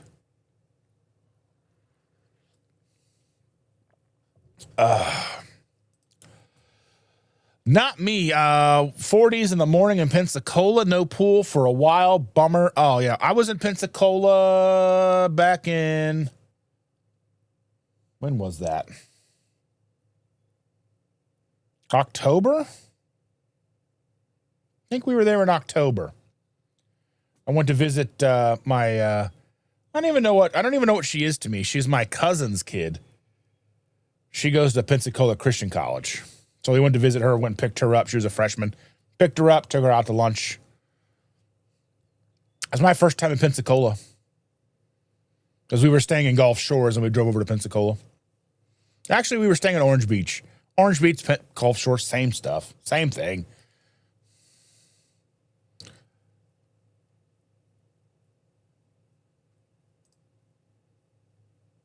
And he says, oh, yeah, life has definitely changed in the last year. Gained weight back, and the stress level here right now is huge. It happens. There's a cycle. I swear, like the weight gain, the weight loss can be cyclic. But stress, I think the best way to mitigate stress is to try to prioritize sleep because that helps with stress. Because poor sleep definitely exacerbates the stress. If you're getting poor sleep, you're going to feel even more stressed regardless of what you do. So I would say do the best you can to prioritize sleep. Try to go to bed. And I know these are things that are easier said than done, but you know, stress comes for us all. And Brian says, yeah, marketing is marketing, keto friendly, GLP-1 friendly, sugar friendly, sugar friendly, no sugar added. It's all so on and so forth. Yeah. Let's see. Not me says, me too. Gained a little weight back due to stress. Try not to watch the news at all because of the stress. As a caregiver for a husband is beyond worrisome. Oh, yeah, 100%. Just like the news is like a whole other level of fear. Everything is bad, no matter what. It's all bad. Brenda says, my dog wags his tail. Love how happy he is to see me. Yeah, that's like it's like my granddaughter is like, she's the only one that's like, the dogs get excited, but they want me to play with their toy, their slobbery, disgusting toy. And I'm like, I'll try to get it. I'm like, oh, I'm going to get it and I'm going to get it. They're like, oh my God. But they don't really care about me. They just want me to take their toy.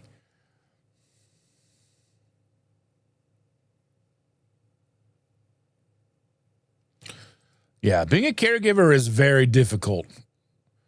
I took care of my mom and my grandma for a long time, and that's just, there's a level of stress about being a caregiver for someone who can't take care of themselves. Because it's like, even like at the end of the night, like when you put them in bed, like with my mom, when we'd get her in bed, or we would do whatever, you know, when she was at home, when she wasn't at a nursing home, like there's like a level there, like you don't even think about it at the time because you're so entrenched in it.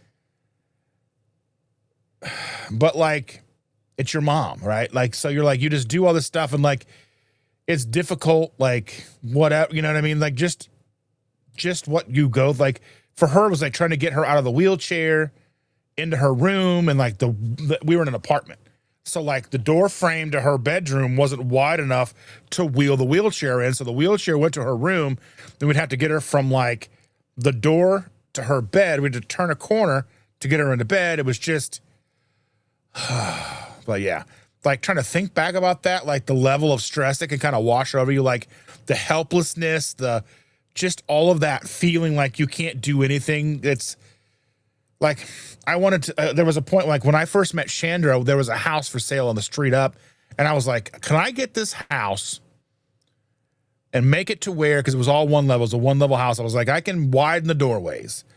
It was like, I think it was probably all wood floors or whatever, because they're an older neighborhood. I was like, I could widen the doorways. I could do everything I need to do to make this accessible for mom and all that. Like, do whatever I needed to keep her at home, because I hated the fact that there was so much time she was in a nursing home.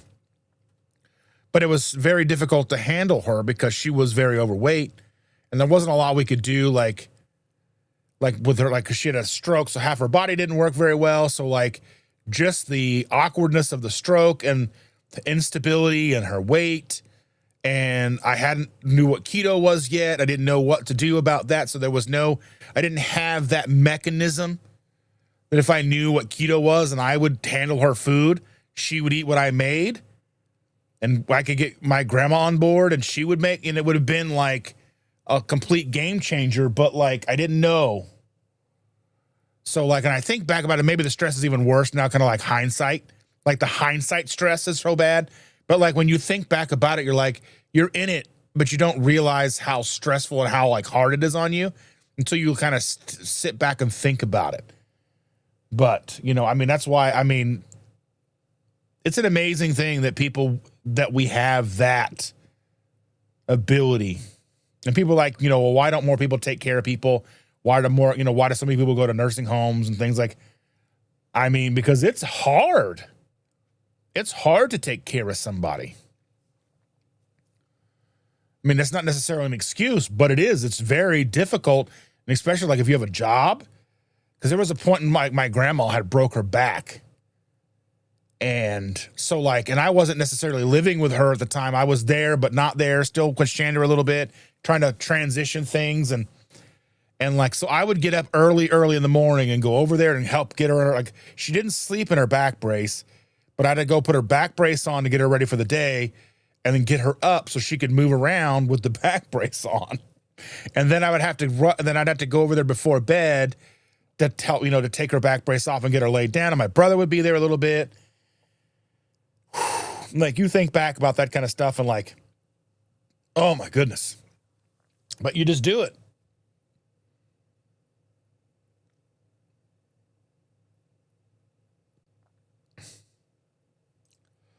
And Not Me says he's a vet. Thank you. He's a veteran with heart issues, Agent Orange, and Alzheimer's now. I'm so very sorry. Yeah, so difficult.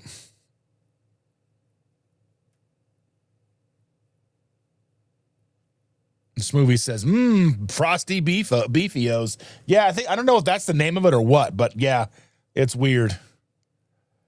And low carb spin. Karen says, yeah, Chris and Miriam said they weren't attending MeatStock or being represented since another electrolytes company was supporting putting on a MeatStock. Yeah. That's kind of weird to me that like one company can be like, this is going to be what it is. And you can't talk, it's like, even as an affiliate of Salty and Keto Chow, I still talk about like, cause Chandler likes liquid IV, the sugar-free liquid IV. Is it the cleanest? No, but she likes the flavor. And it is what it is. She likes it. And we try other ones. I mean, my favorite, grape salty, is the best. You can't even buy it right now. You can't even buy it. But it's my favorite. You can though purchase the green apple. If you want it, go to KetoSimple.shop or in the link to my videos. I think you can just go and it's in there. I don't know why I haven't been seeing any revenue, but my links are correct. I went and double checked them all. They're right. I don't know what's going on, but whatever. I wasn't making enough to really worry myself. I mean, I'm promoting this company. I'm not really seeing much out of it. I still love the company and I will support them anyway because I think so highly of them. But yeah, I don't know what's going on with my link or what's going on with and people aren't buying or whatever. It's okay. And Andy said, last week before traveling, we're finalizing details and logistics. International travel is so fun to plan for, but I forget anything. If I forget anything, I'm screwed. Packing electrolytes, keto-friendly items. Yeah, that's weird. Like think of all the people who have all these trips booked with Spirit Airlines to wake up the other day and realize Spirit Airlines doesn't exist anymore. They went out of business. How crazy is that? But I mean, there was a company that did that. There was a company that was flying international flights. They were kind of like, they were flying, everything went through Reykjavik. So everything went to Iceland. So you could fly from like New York or Chicago or whatever it was to Reykjavik and then to Germany or to wherever in Europe and get to Europe, like France or whatever. And then like people got over to Europe and then that company went out of business in the middle and they couldn't get home. They had to like book other accommodations to get home. That's crazy. Yeah, Christy, right. Yeah, Jeff Volek. It's hard to keep these names, especially someone like Jeff Volek is not necessarily somebody who is an active vocal member of kind of like our current community. I mean, neither is Stephen Finney, really. Like, Stephen Finney's not speaking at MeatStock. Stephen Finney's not going to be speaking at Keto Palooza or, I mean, maybe even Hack Your Health. They don't really do that. Isabel is here. Hello. Good morning. Thank you for joining us. Glad to see you.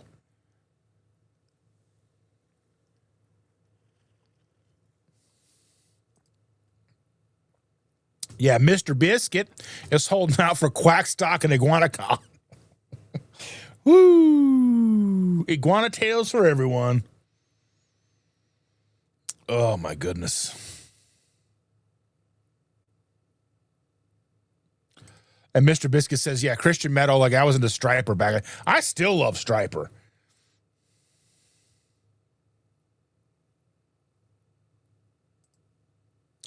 And Cindy says it was too expensive the first go round. A huge no for me again. Yeah, for sure. And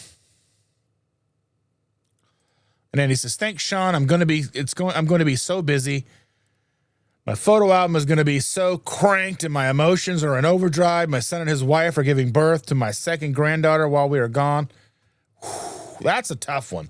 I don't know. That would be one of those things. I don't know how I would handle being away for that. This movie says chasing raccoons away from my feral cat food. It's kind of funny when it sees me coming, it will grab a paw full of kibble first and then run. That's amazing. I love it. Jerry is here. Good morning, Jerry. Woke up to a hungry German Shepherd. The topic and thought about how I started 365 pounds, very sick, did supplements, went on keto, realized my pain source, and still healing years later. Yes. Time to feed the beasts, take a shower, go to church, listening as I do all the things. Thank you. Thank you for being here, Jerry. I appreciate you. Yes. The community is free for me. That's invaluable. 100%. 100%. Aaron says, I don't know about quack stock. Rick cooks the ducks with his hands like a caveman. Woo. People are saying hello some more. Everyone's talking to Jerry. And then Biscuit says that AI was funny, flipping ducks with his hands. That's weird. I see some of the funniest like AI videos too. Like and they're getting harder to tell the difference. So there's one was like this tiger or whatever was like this female tiger was chasing a hippopotamus or something like that. And like chasing it, and it was like grabbing at his butt, and then like the hippopotamus sprayed poop all over the big cat, and it was like I was dying, and I know it was fake. Or like there was a thing like this big fishing boat pulls this big marlin, this big gigantic marlin overboard, and then a great white shark comes over to get the marlin, and they're all like, "Oh no!" I'm like, It's interesting to kind of see the metamorphosis of information and how we see video. It's crazy. I'm curious what the next year is even going to bring. And Sean puts a pinch of salt in the coffee, 1 pack of Coco Loco. That's more than a pinch. Oh, a pinch of salty. Okay, one pack of Coco Loco. Okay, that's a pinch of salt. Just 1 gram. Just 1 gram of salt. That's all. And Jerry says, one quick thing I saw yesterday, that the Carnivore bar people are making a cheaper version with potatoes. Is it true? Asking for a friend, doubting because, well, I doubt. I didn't know if there was potatoes in it or not. Let me see.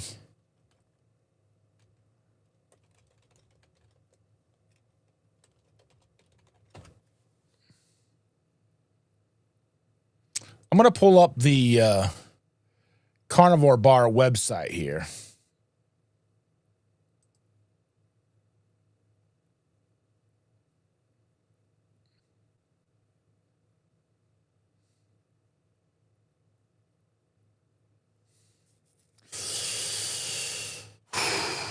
I don't see anything on.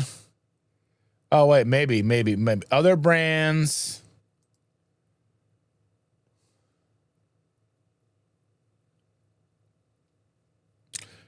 I've heard about the new Carnivore bar. They're supposed to be $5, and they've got other flavors, but I don't know what's in them. They're supposedly not grass-fed, grass-finished beef. Now, my problem with Carnivore bar is not the bar itself. Again, I have no problem with the bar. The texture is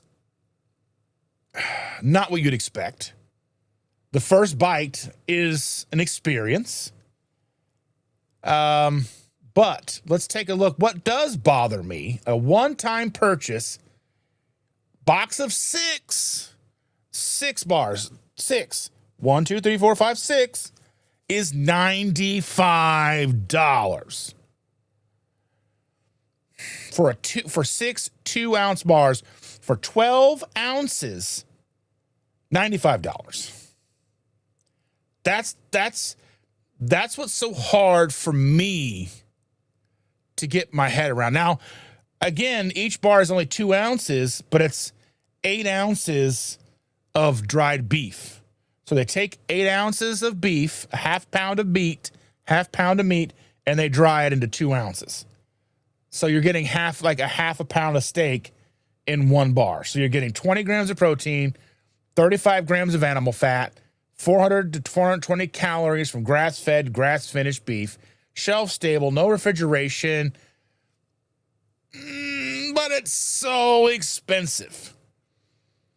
Because that's a box of 6 is 3 steaks. And 3 steaks shouldn't be $95. So if you look at it like that, it's but then it goes up from there, because a box of 24, $325, and a box of 50, $700. Again, I like the product. I think it's fine. It is definitely the consistency and the texture takes a bit of getting used to. It's strange. It's creamy and crunchy and weird, which I've never heard anybody who really promotes the carnivore bar talk about the texture. Because Shane and I, because they sent us they sent us 3 bars to try. They're like, hey, yeah, try it. Like, okay, cool. Because they reached out to me like, do you want to try this? And I'm like, man, it's so expensive though. Like, I can't in good conscience be like, go and buy it. I couldn't be an affiliate with them because I'm not buying it. I'm an affiliate with Keto Chow and Salty because I go and I buy these products. Like they sent me my grape and I bought 3 other bags. I buy this. I buy this with my own money. You know, like Chandra likes certain flavors of Keto Chow. I buy her flavors that she likes. I buy them. We buy Keto Chow and Salty. I will represent them because we buy it and we like it. It's a part of our life. But this product, it's so hard to like promote a product when you're like 50 bars, $700. It sounds like an April Fool's joke. And again, like I said, I'm not putting the company down because I know they're probably doing the best they can. And this space is expensive. It's hard to do. But for real, like, I can't afford this. As much as, I mean, the texture and it's a lot. The texture, I mean, I'm sure some of you probably really, really love it. But I mean, it's expensive and it's hard to wrap your mind around. And I know people defend it and they're so good. Like, I love my carnivore bars. We got the new ones and I love them. We take them everywhere we go. Cool. Some Jeff Bezos shit. I mean, it's expensive.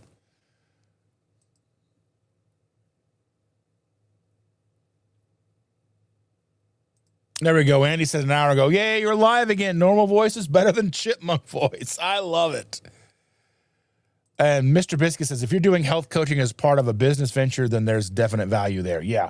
My whole goal is to try and do the best I can, like helping people. I want to help people, and I want to do it as affordably as I can. So I'm not going to get, even if I charged a bunch of money, I'm not going to get rich. So hopefully I can do what I can do.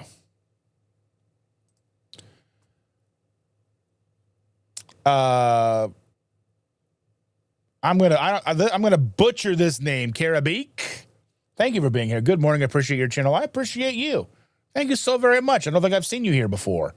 You may not be here now. That was an hour ago. I'm very, very behind in the chat. But thank you. Thank you so very much for joining us today. And Jerry said, listening mode is activated. And Aaron says, I'm starting to believe the tick thing. I've seen too many Lone Star ticks this year. Usually we have deer ticks. How do you tell the difference? And Aaron says, I made the best brisket the other day.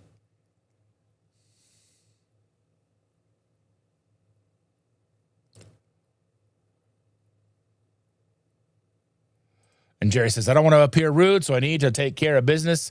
Busy day. Got a live at noon, doing lots of stuff.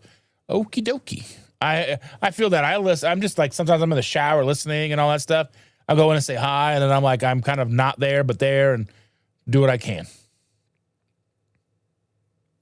And Sharon Holloway is here. So very glad to see you, Sharon. If you're still here, you may not even hearing me say hello to you. That's the problem of being so backed up. And I know that Rick is like, I'm always so up with my chats. That's cool. I'm not, because I'm a slowpoke and I like to talk and meander.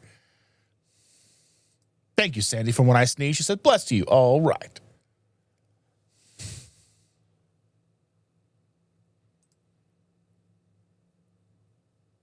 I'm getting something over here this summer. Beef going back on the menu. That's right.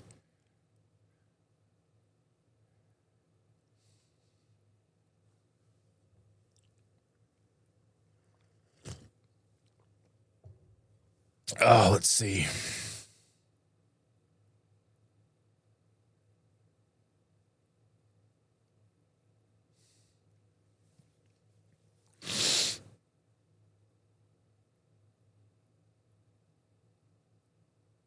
Let's see. And Risa says, good morning, everyone. Hello, Risa.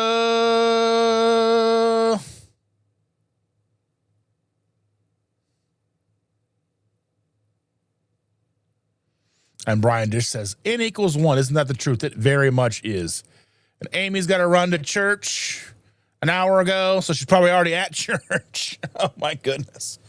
Trying to scream through these real quick here. Let's see what we can find.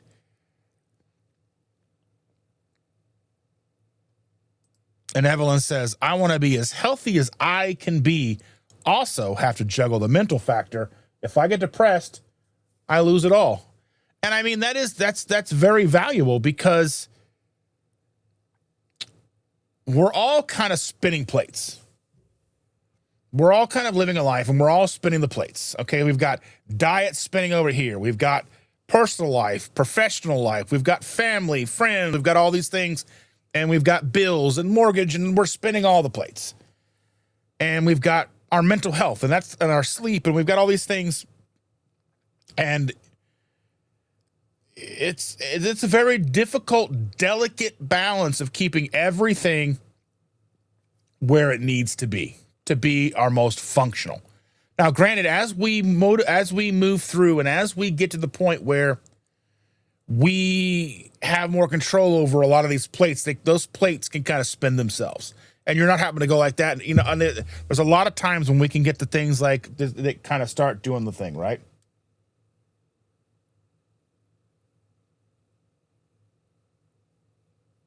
Yeah, I don't know. It's just one of those things, because it's easy to get into depression. It's easy to self-doubt creeps into me. Like, and it's weird too, because I'll know it's happening. I'll know that I have self-doubt creeping in, whether it's the channel. Like, one of the weirdest things happened, like, as this channel started to blow up a little while ago, like a month ago, self-doubt creeps in, because, well, how am I going to maintain this? How do I keep this going? How do I continue delivering value to those people who may now be expected from me? It's a big thing. Like, as your channel grows, as popularity grows, as all these things grow, how do I continue to feel good about the effort, the product that I am delivering? I mean, I'm delivering a product. I become a product. I'm delivering on a promise to provide content, to keep up a standard that this channel has created. You know, I fall into that, like, where when you start to see a lull in, like, content, like long form videos, it's like me kind of being self-doubted about myself, because I will run through all these ideas, and then I will start to put them together, and I think that's not good enough, and then that's not good enough, and I got to put this video together, but that's not good enough. And, you know, we all have this, whether it's a creative thing or whatever it is in our lives. So these things creep in, whether it's our ability to stay on track with food or whatever it is. So, yeah, you know, we all want to be the best I that I can be.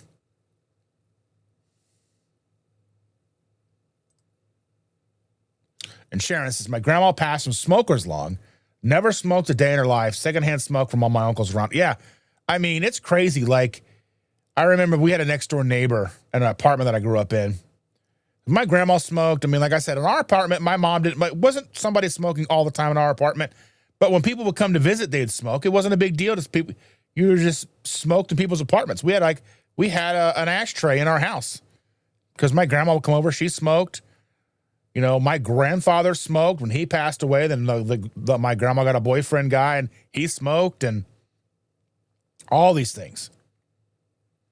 But the next door neighbor, like, they smoked and their walls looked like eggshell brown.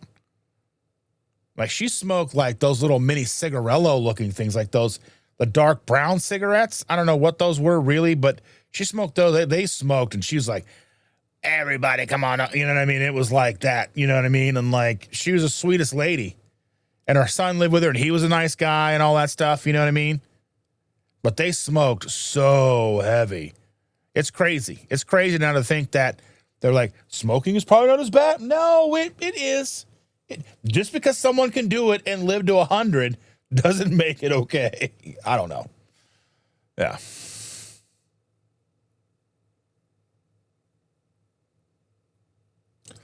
And Smoothie says, in my opinion, bad diet ruins smoking. People smoke without problems.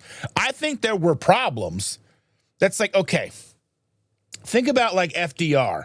Was it Eisenhower? Eisenhower that had the heart attack in office?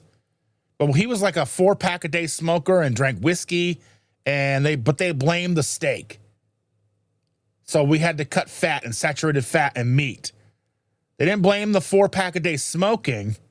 Unfiltered cigarettes, probably. So, I understand like diet probably exacerbates the things that happen with smoking, but like that doesn't make smoking healthy. That's what's hard, you know. That's what they're saying, diet ruins smoking, but I think smoking was already bad because you're breathing in smoke into your lungs. That can't be good. It's smoke, toxins, tar, all these things going into your lungs. It may not impact your body, may have an ability to heal pretty okay for a while, but then you add diet and all. It's just, it's a snowball effect, sure, but that doesn't make smoking good for us. That's the crazy part. Let's see. Sean says, I'm going for a family record. My granddaughter lived until 92. She drank a glass of red wine every day, ate vitamins. She was a little ahead of her time. She only ate meat and veggies in the 70s and 80s. I mean, that's really not that big of it. I mean, that's, you know, that's what we should have been doing, you know. And Andy says, eating a donut is delicious and smoking a cigarette is a disgusting smell. I know I'll never smoke and I'll run away from the smell. I'll lean into the smell of lean into the smell of a bad pastry. I mean, I get that too. Like, smoking sometimes smells, as a former smoker, like, there are times where I'm around and I'll smell somebody smoking a cigarette and it smells wonderful. But like the clothing and it's disgusting. It smells bad. It's not good. Like, smelling somebody who does smoke, terrible, not good.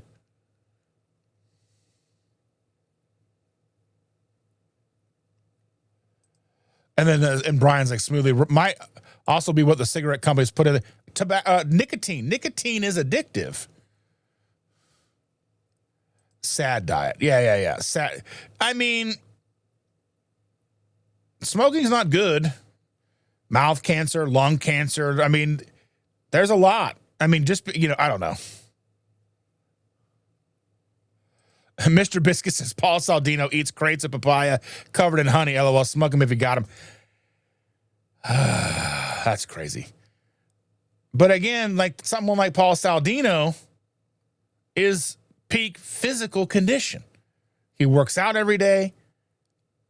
He's surfing 6 hours a day. He's more likely to be able to handle the papaya and things like than everybody else.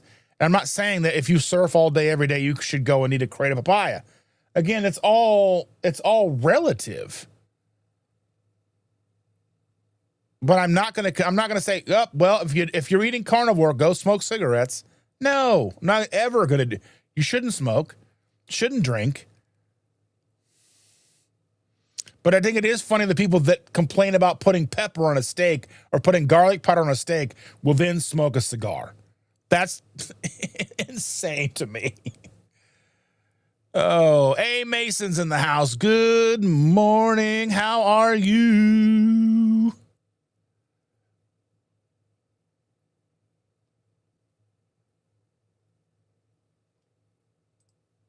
And Cindy says, yeah, the Case Against Sugar by Gary Taubes, he stated that there is sugar in cigarettes. I don't know. I've listened. I need to re-listen to that book. I listened to it like 8 years ago.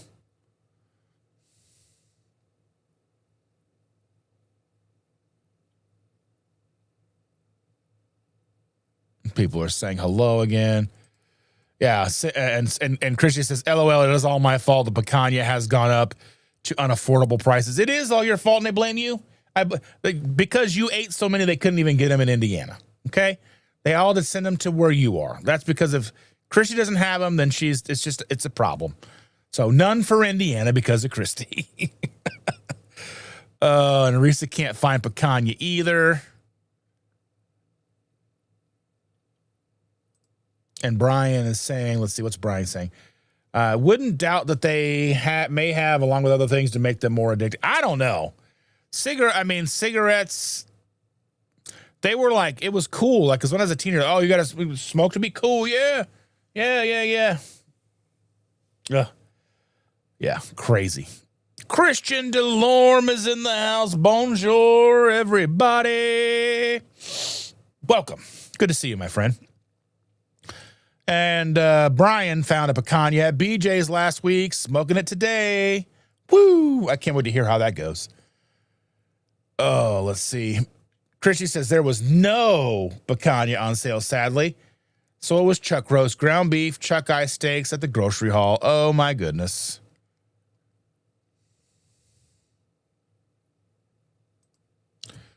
And Christian says the wife lost 40 pounds since January 13th with a mix of keto and Weight Watchers. Even Weight Watchers, I think, has a keto protocol now, don't they? I'm curious to see what that looks like. Because I'm pretty sure that even Weight Watchers has a keto program now. Let me look that up.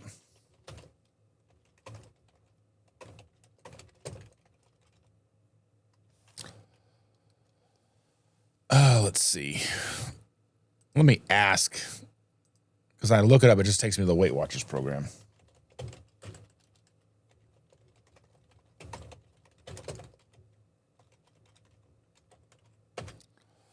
Does Weight Watchers have a keto program? Weight Watchers does not have a specific keto program. The company officially frames its approach as a science-backed, sustainable alternative to restrictive trend diets like keto. While there is no dedicated keto plan, here is how the two intersect or interact. The philosophical differences. Weight Watchers focuses on balanced nutrition and portion control through its point system, where no foods are off limits. Keto, conversely, requires strictly limiting carbohydrates, typically under 30 to 50 grams per day to achieve ketosis. Customization. You can technically follow a low-carb or keto lifestyle diet while using Weight Watchers by choosing high-protein, healthy fat foods and tracking them in the app. However, the Weight Watcher system is designed to penalize high-saturated fat foods with higher point values, which can make a traditional high-fat keto diet difficult to maintain with your point budget. So they're going to hamstring you with the points. Current plans. Weight Watcher currently offers programs tailored to specific needs, such as Weight Watchers Core Program, diabetes tailored plans, and GLP-1 companion program for those on weight loss medications. So Weight Watchers doesn't want you to do keto, but they will custom tailor to GLP-1s. That's crazy. If you are looking for a program that specifically tracks macros like net carbs, you might explore apps like MyFitnessPal or Healthy, which is Healthi, not a Y, which some users users to bridge the gap between point tracking and keto. What would you, let's see. Yeah, so I think eggs, though, are still 0.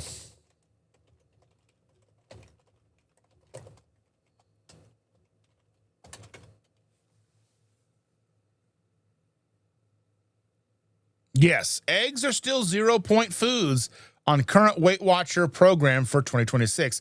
Whether you eat them whole or as whites or yolks, remain 0 points for all members, including those on diabetes tailored plan.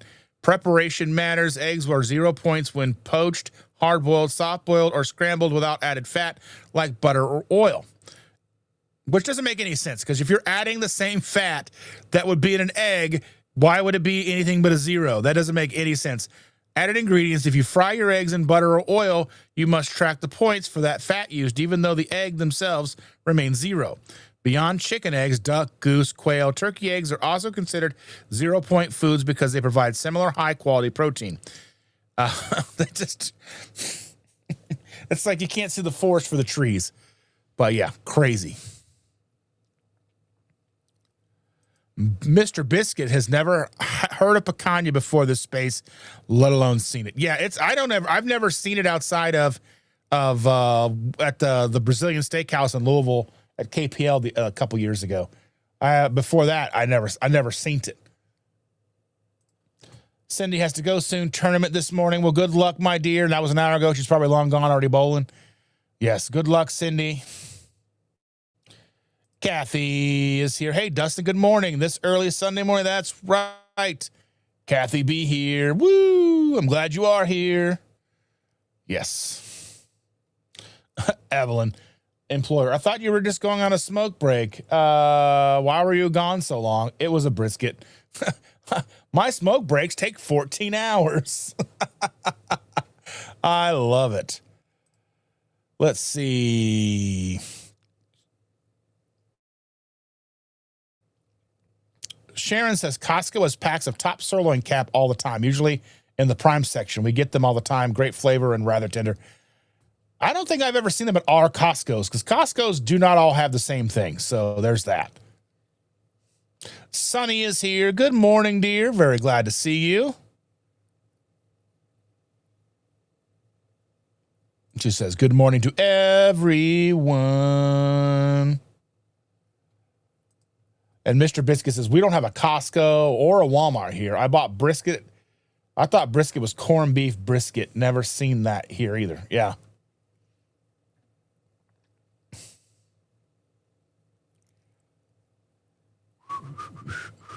Let's see. And Smoothie says, anybody remember when they advertised corn-fed beef? Yeah, I mean, that's what corned beef is just corn-fed beef, right?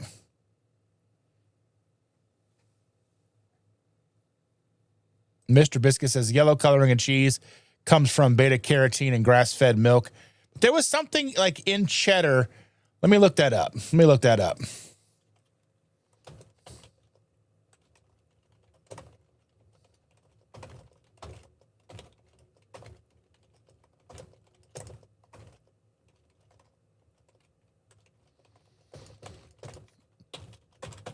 Let's see what it says about real cheddar cheese in the place called Cheddar.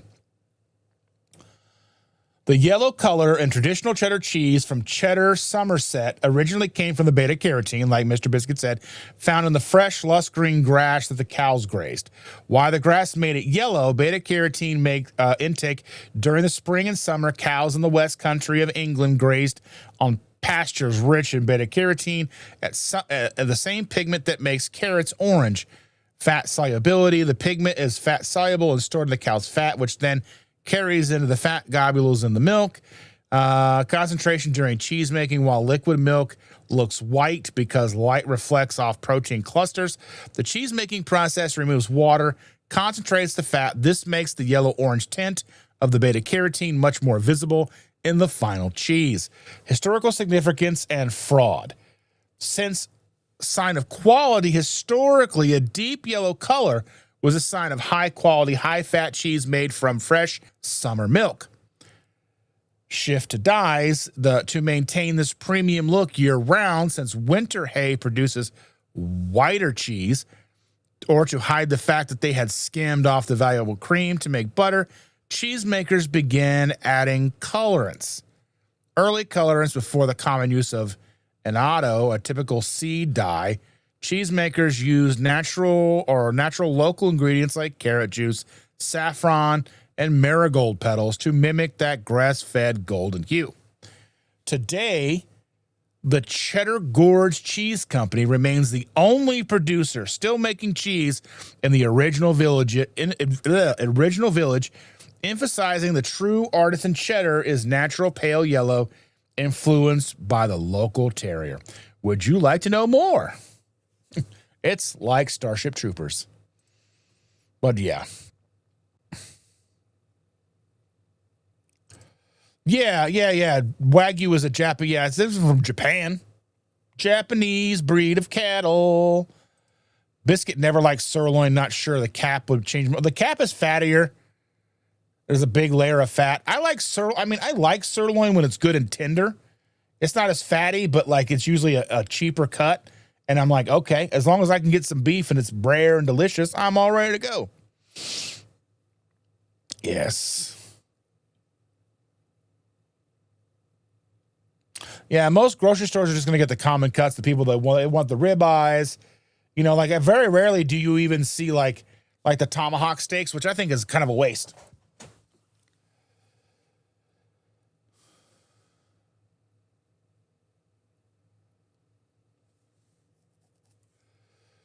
Let's see. And Just Jerry's catching up on breakfast time, catching up on reading in the chat.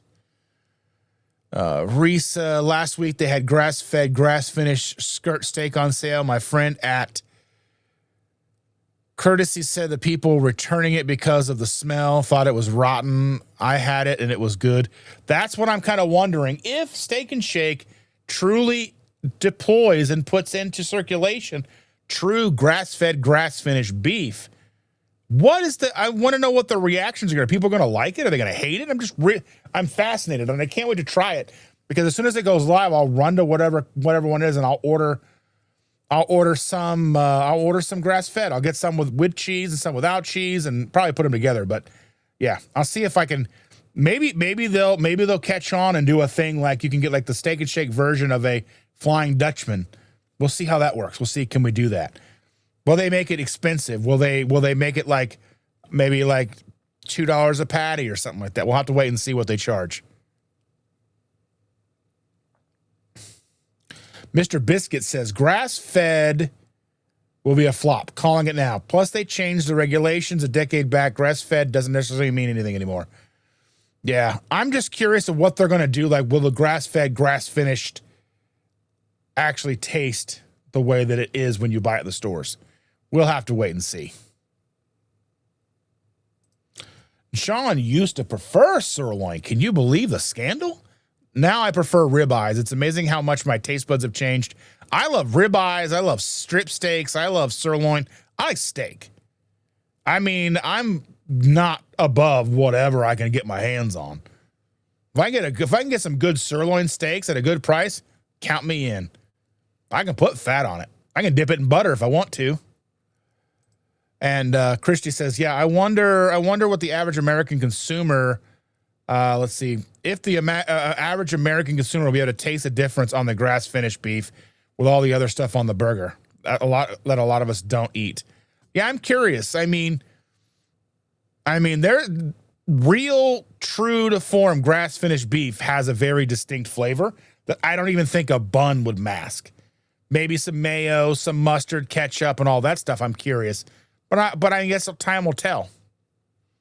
Maybe that's what they're hoping, that people won't even know what the difference is. Like, oh, it's grass-fed. It tastes so good. It's the exact same beef they used last week.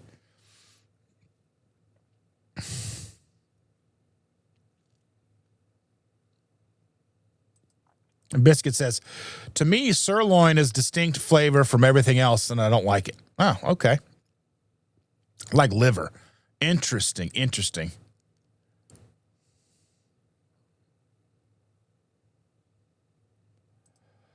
Yeah, Sonny said, grass finished has less fat, right?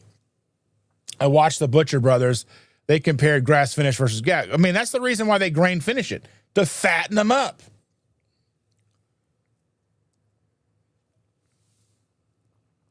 Yeah, Smoothie says they get Amish beef.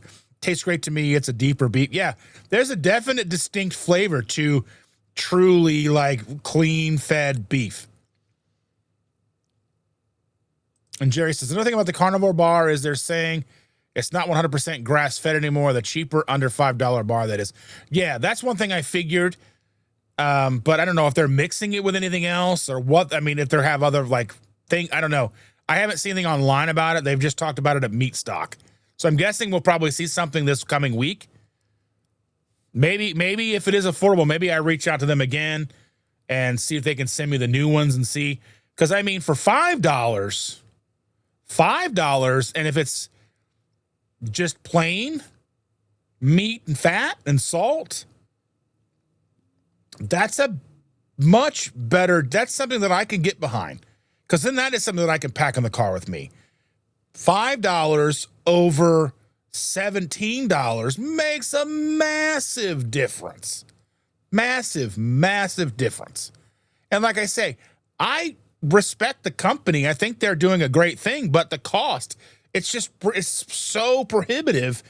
Like there's no way, there's no math that I can do that justifies the price for us. For us, we can't get there. No matter how clean, no matter how good, I mean, it's a half a steak. I can't. Even buying it at the lowest price, and I can't afford $700 for 50 bars. There's just no way. And like I said, I'm not putting the company down. I just can't afford it. It's crazy. Grass-finished beef has less fat, which the butcher... Yeah, okay, I saw that one already. Okay. Mr. Biscuit says, what I do prefer, lamb to beef. See, lamb has a more gamey flavor than even grass-fed beef, but grass-fed beef has more in common with lamb, I think.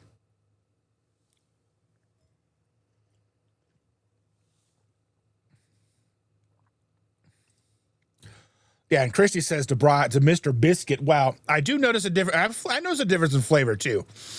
There is a difference in flavor, but I mean, it's not noticeable enough that it makes me not like it. It's just, especially because price is a big concern of ours. So, like, between cuts, yeah, I'm glad sirloin doesn't taste like liver to me, especially since picanha comes from the sirloin. Yeah.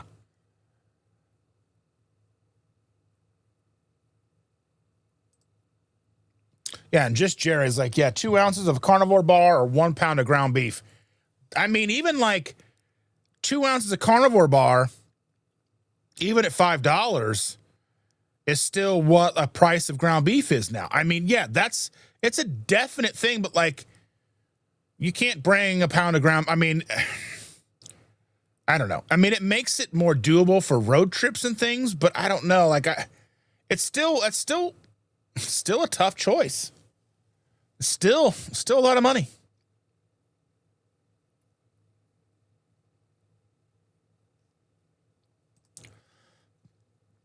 And Mr. Biscuit says, it's interesting to me.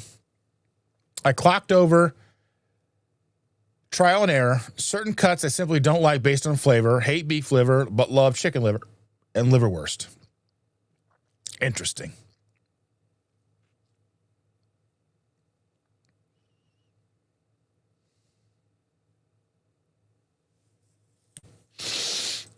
Just Jerry says, let's see.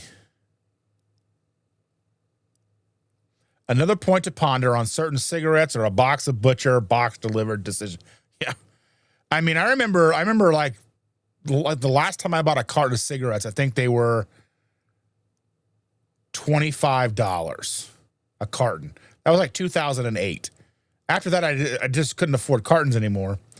But I remember being in Kentucky and they were like $25 cartons. I'm like, I like screeched in and bought like 3 cartons. I was like, yeah. Yeah, that was crazy. Broken back carnivore, huh? This Rick Charger a Mopar is everywhere.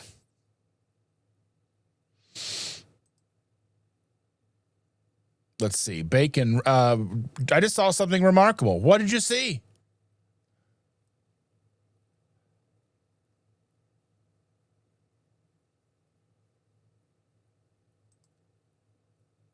And Brian says, most beef from the grocery store has been raised on GMO grasses and grains.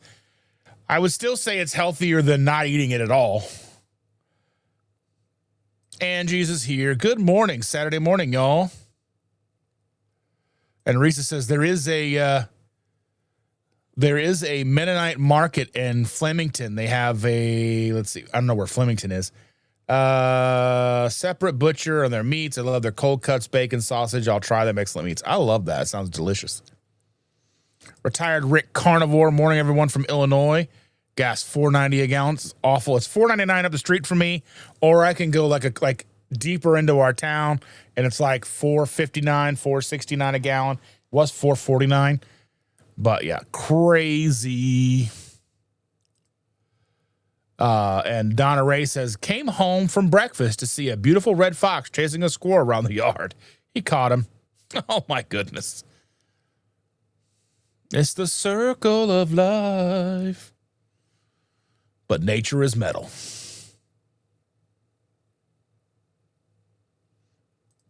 Yeah, it is. Yeah, did you say Saturday? I didn't even catch it. Sunday, Saturday? Yeah, I didn't even catch that. Across the neighbor's yard into the woods. Oh, my goodness. Risa says, Karen, I watched a new video. I want to make that so badly. I was happy to see a new low carb spin video. Yeah. Scrolling through, still an hour behind. How crazy is that? I just talk and talk and talk. We're over 2 hours in and I'm an hour behind. Let's see. Mr. Biscuit says, it's an interesting term and appears to describe a social phenomenon. Like many things today, language is weaponized for agendas. Why things are at least as important as what they say. Interesting. Yeah. I mean, yeah, everything's like all the terms are weaponized, like woke and all these things. They get weaponized and twisted and turned and made into something that they aren't or weren't originally. There's all these things. And like, yeah, because we utilize words. Words hurt. Don't they? Do they? Sometimes. Even though we were told sticks and stones sticks and stones would break my bones, but words would never hurt me. And now we're here. But words can hurt. Let's see. Yeah, again, yeah. So Brian, yeah, Mr. Biscuit says, yeah, right, lard, weaponized language. Yeah, I mean, it's been twisted into something that's unhealthy, the way we look at it, you know?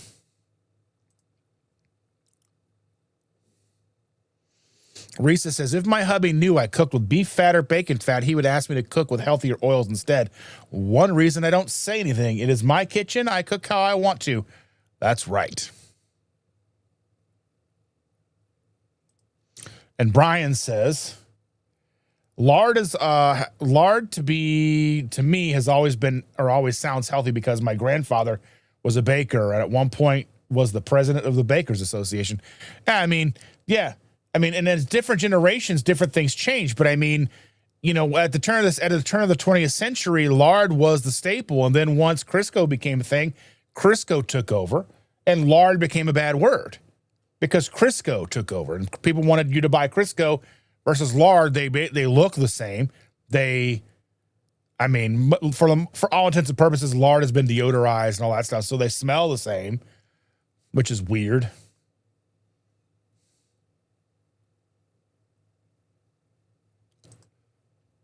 And A. Mason says, lard screams yum in the South. Lard biscuits, lard fried chicken, and an iron skillet. Yes. Shelly is here, or at least was here. Happy Friday, or happy Sunday, my friends. Hello. And Risa says, oh, now you did it. I haven't listened to Primus in a while.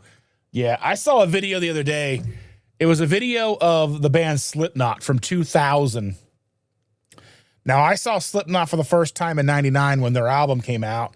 The day their album came out, We had been psyched to see them. We had got like a 2-song sampler cassette from our local record store. It was like a free sampler. And we're like, all right, we're going to check this out. And obviously Slipknot being the kind of band at the time where they were masked. You didn't know who they were. You didn't know their identity. They were unknowns. Nobody knew who they were. I mean, they got to the point where like they had like the jumpsuits and they would tape the sleeves down and masks and you couldn't see anything. And there's a video that popped up in my feed the other day from 2000. They were playing in Chicago and it was a sound check. All unmasked, just wearing their clothes that they would wear before the show. And it was crazy. Like my 1999, 2000 self would have probably given an appendage to see that video. And here I am 47 years old in 2026 being like, that's crazy. So yeah, I don't know. Most of you guys don't care, but you know. Donna Ray says, just to be clear, I'm not a marathon winner. I'm a marathon runner. I have run some age gap awards and shorter races. I mean, the fact that you run marathons is fantastic. You don't have to win them. You're a winner if you fit. Like, I don't even watch marathons.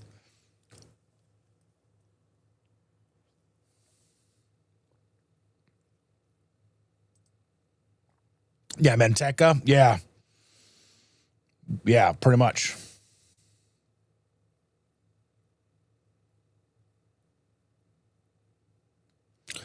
Kathy says, yes, I can't cook in lard yet. I've been using more butter than I have, and after eating, I get a gross feeling. Butter, I haven't just started talking about things out in a diet for 3 to 5 years.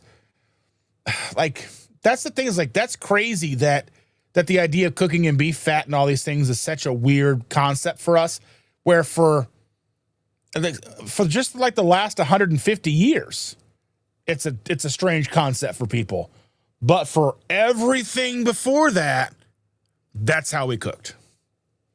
For the rest of human history, we cooked that way. But only the last 150 years have we been terrified of lard and tallow, suet, and all these things, right?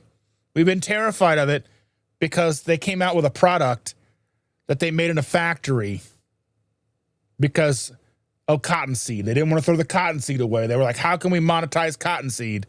And so they figured a way to turn cottonseed into Crisco. And because of Crisco, we didn't use lard anymore. And now we're terrified of lard. And that's the thing. Like, that's a weaponized weirdness of a product that we used for all of human history till that point. That's crazy to me. And I think when we break it down like that, it does kind of showcase just how powerful marketing truly is. Marketing. Think about this. As we were kids, we heard that if you ate your carrots, you'd see better. If you ate your spinach, you'd be strong like Popeye. Neither one of those things is necessarily true. The funny thing about carrots is the marketing behind carrots. So it started in World War II, right? And I've talked about this before. So if you've heard it and you know it, just relax. It'll be fine. We're here. We're having a good time. So World War II, the Allied forces had developed radar. We're using radar to take out Axis planes in the dark. So we were taking out their planes in the dark. They're like, how are they doing that? So they had let it slip that they had started feeding all their pilots carrots because of the choline or whatever that's in the carrots helped your eyesight. And what was good about carrots is it wasn't a ration food, so then everybody was started eating carrots. So they started pumping up. They had all this food that wasn't rationed, they had all these carrots. So they started pumping them through the system so people had something that wasn't rationed. Then what happened with carrots? Where did you start seeing carrots in TV? Bugs Bunny. Bugs Bunny carried a little cigarette case. He'd popped it open. He'd pop out a carrot. What's up, Doc? Carrots was a lie to cover the Axis power or the Allied powers, to lie to cover up the fact that the Allied powers had radar. They didn't want Germany to know we had radar. So they lied and said it was carrots. Now, for what is almost 100 years, we've had this idea that carrots make us be able to see better. Eat your carrots. Eat your carrots. It's weird. Marketing, pop culture truly does dictate so much of what we do. We don't even realize it. It's crazy.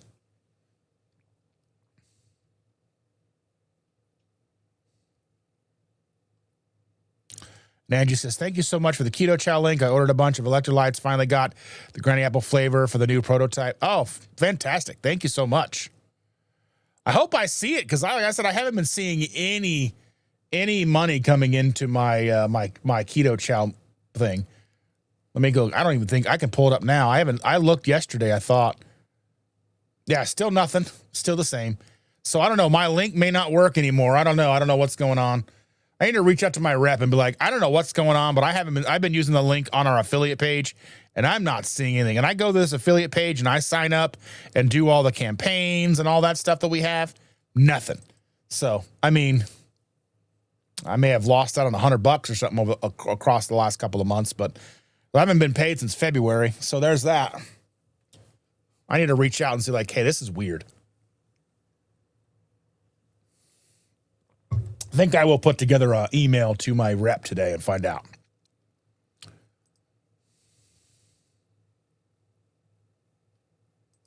We love Beard Meats Food. Yeah, I love that guy too. That dude's awesome. Adam, I think his name is Adam from Beard Meats Food. I watch his challenges. It's fun. Like my granddaughter and I watch his challenges. Him and we like, I've actually met and been in a video with Brandon, the garbage disposal. I didn't do a challenge, but I was there. And they're like, come on, get in here, get in the video. And I'm like, all right. And then that's the only one I've met was Big Belly Bob and Brandon the garbage disposal. Thomas is here. Hello, Thomas. How you doing, my buddy?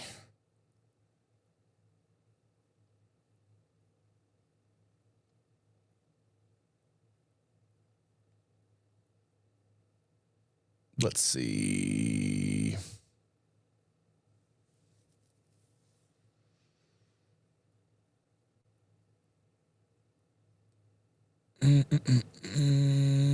Barista says, I've been having an iced decaf cold brew at night with salty caramel vibes in it. So good.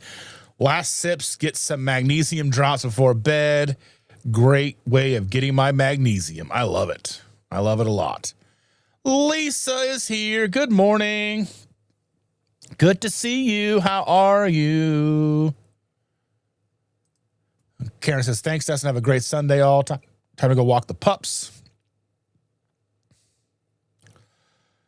Have a good one. Glad you were here. Thank you so much. And Sharon is here. Losing HDTV when I cut pay TV is when I stopped watching TV. I turned it off. I turned it on about 4 hours. There was a time where like TBS during the week was like Big Bang Theory. We just had it on for background noise. We would just turn the TV on. So whatever we were doing, cooking, cleaning, hanging out, the Big Bang Theory was on. And then when we cut, then it was like that or like HGTV, House Hunters or whatever it was, like that Love It or List It show. I love that stuff. But then like you kind of kill it. Then you're like, you know what? It's not that big of a deal. Just popping in for a bit. Oh, I hope you have a great day at church, dear. See you soon, I hope. Scott is here. How you doing? Platte River Keto in the house. Mr. Scott, how you doing, buddy? Good to see you. And Risa says, we lost Major League Baseball with the last cable contract, so we have to search on the TV for Yankee games. It's either Yes or Prime started charging extra for it. Yeah, it's all crazy.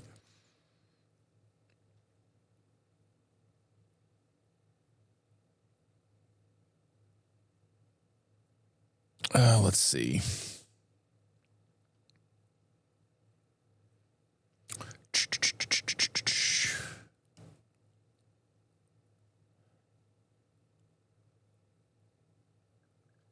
Let's see. Sharon is ear hustling, mixing up rose treatments. Roses are hungry and want to keep pests away.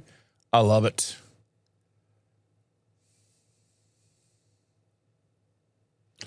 Chris is here. Says, hey, I need to talk to you. Well, reach out to me and we'll chat. When this live is done, we'll chat. Just got a little bit left to go. Maybe I'm an hour behind and we got about a half hour to go. So can I make it? Can I do it?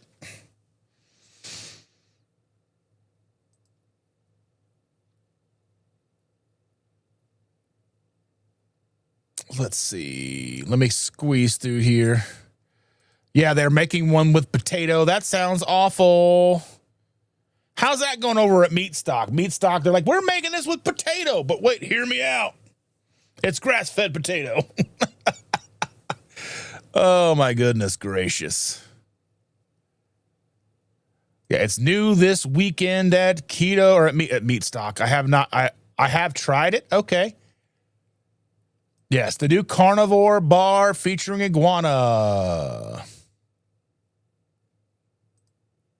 Yeah, my buddy Chris is at MeatStock right now. He's there covering things. And Chris and Ash are there too from Chris Cook in Nashville and Nisha and Dr. Barry and Alyssa and Kim Howerton and so many more. So many more people are there. Joe and Rachel are there. It's a lot of people there. Lindy is here. Good morning from Colorado. Yeah, I love Colorado. I miss Colorado. I love Colorado. I wish I could breathe better there. It's hard to not. I mean, the people who like shrug off how expensive it is, I'm like, you've got to have it better than I do. I don't understand. Like, you're like, oh, I have them. We take them everywhere we go. I'm like, oh, you probably fly private too. What's going on?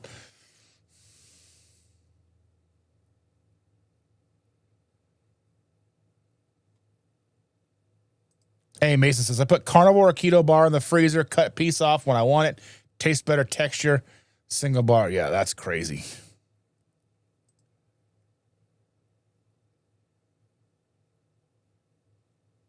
That sounds foul. That sounds potato carnivore. I'm not a ranch person. I'm not a Jerry. Yeah, I need gas in my vehicle. I do not need a Carnivore bars at $1,000 a case. Yeah. That's ridiculous. And Brick says, I'll never buy anything with a brand name. That's true for you. I can never say the same thing. Yeah. Yeah. $700. You get a quarter cow for $700.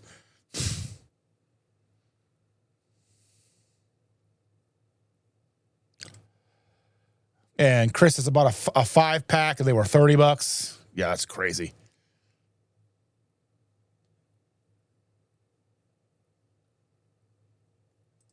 And Kathy says, I bought the variety bag of salty keto chow myself, and daughter can't decide which one we like better.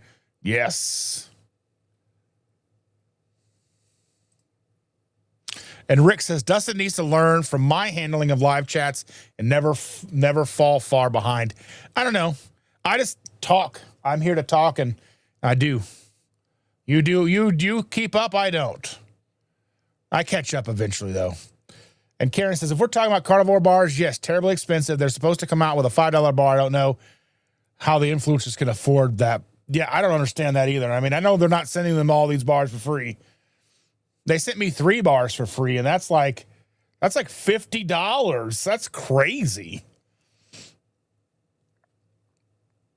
And I understand. I mean, I don't know like what their overhead is and what their profit margin is. I'd be really curious to know like what their actual profit margin is.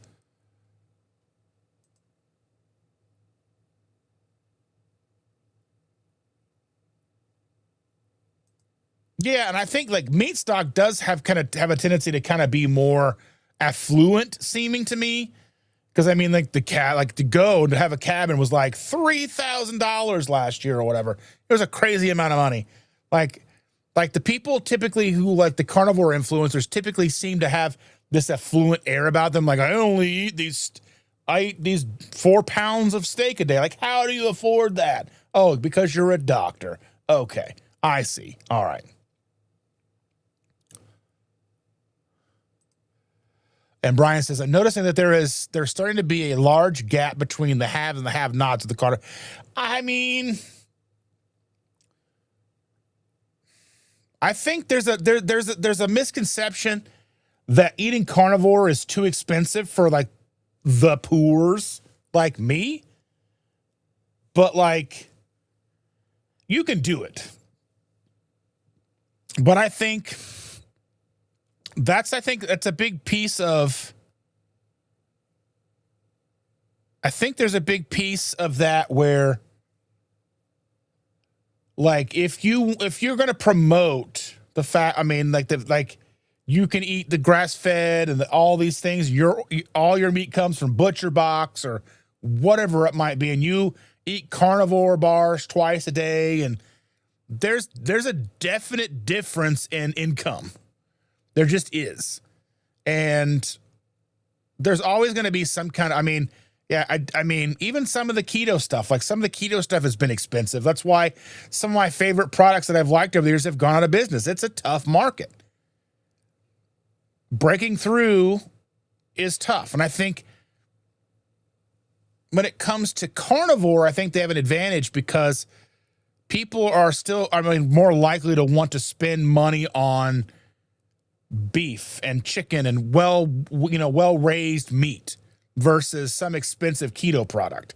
So there is a definite distinction there in the viability of the business model, but still, like, you look at a product like Carnivore Bar, and like I say,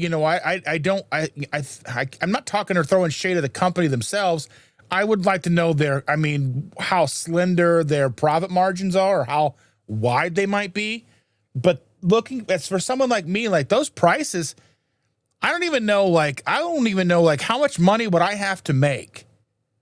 How much money would I have to have in my bank account to be like, to hit order on $700 worth of carnivore bars? I just never had that kind of money. I don't know. That would be like $700 is like a plane ticket somewhere.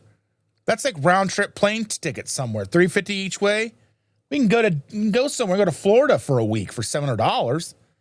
And it's hard to imagine, like, I'm poor, okay? Like, we do okay. I'm poor. Chandra makes decent money. I'm poor. We live together, and I'm not starving, obviously, but, like, I'm poor.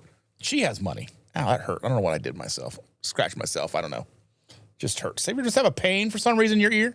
I don't know. Like you scratch yourself in your sleep or something? That hurt. I don't know what happened. But anyway, yeah, let me see if I can catch up to this chat. See, Rick says, I still watch Dustin every Sunday. He's a part of my routine and a friend. I think Rick's great. Rick's an amazing guy. He's fun. Definitely out of touch with like pop culture sometimes, but he's fun. Let's see. How can I flip through here and see what I've got going on? Biscuit says, if I had to give up one, Dustin or beef, I'd give up. No, you would not. Beef is sustainable. I'm not going to sustain you. Like you're not going to thrive with just me. But I appreciate the sentiment. Continue to healing insanity. I appreciate that very much. But beef is vital. I don't eat as much beef as I want to right now. Eat a lot of chicken, a lot of eggs, not a lot of beef. Oh.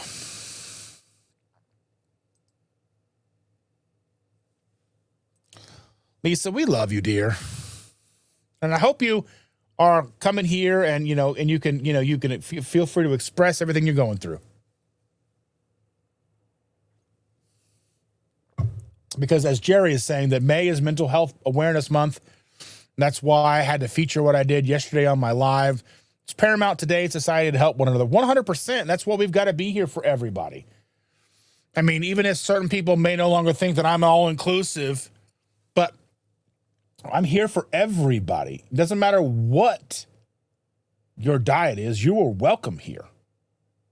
I don't have to agree with your diet. I don't have to agree with what you eat. I don't have to agree with what you feel about what you eat, but you are welcome here. The thing is I don't have to agree with everything about a person for them to be welcome here. So keep that in mind.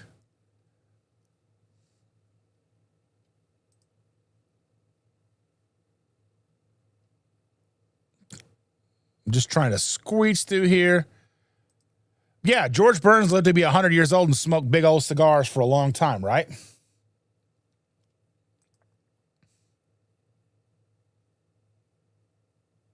Organic cigarettes. Well, that's what I was wondering, like the people like all this stuff, and then they're smoking a cigar that's probably full of glyphosate. Because you think that they're not spraying pesticides all over that tobacco to keep the bugs away? Come on.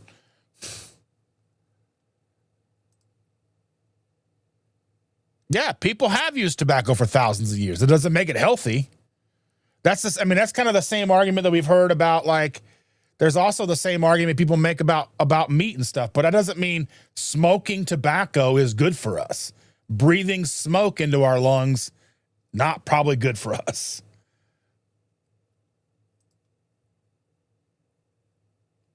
Is it? I mean, I'm sure there's a definite reason it's been compounded with diet, other environmental issues, everything to cause an issue. But I would say that the idea that smoking, regardless of how long we've done it, also, I think the difference between like the smoking that happened for thousands of years may have been passing a little like of a passing thing, but think about what turned into people smoking 3, 4, 5 packs of cigarettes a day. Just there's a definite difference.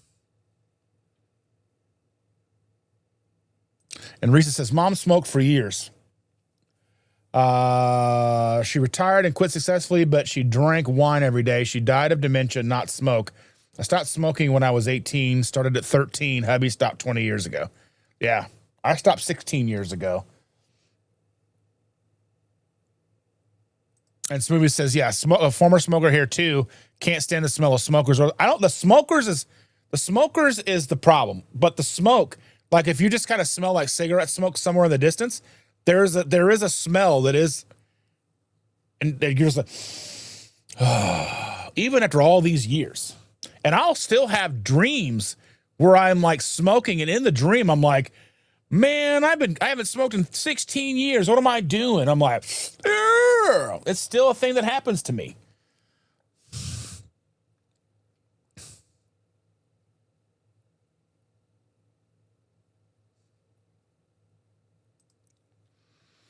And Lindy says to Lisa, yeah, I can totally relate. I've been depressed lately because of my back and being immobile right now. And I'll pray for you. We are here. Yeah, 100%. All of you. We love you.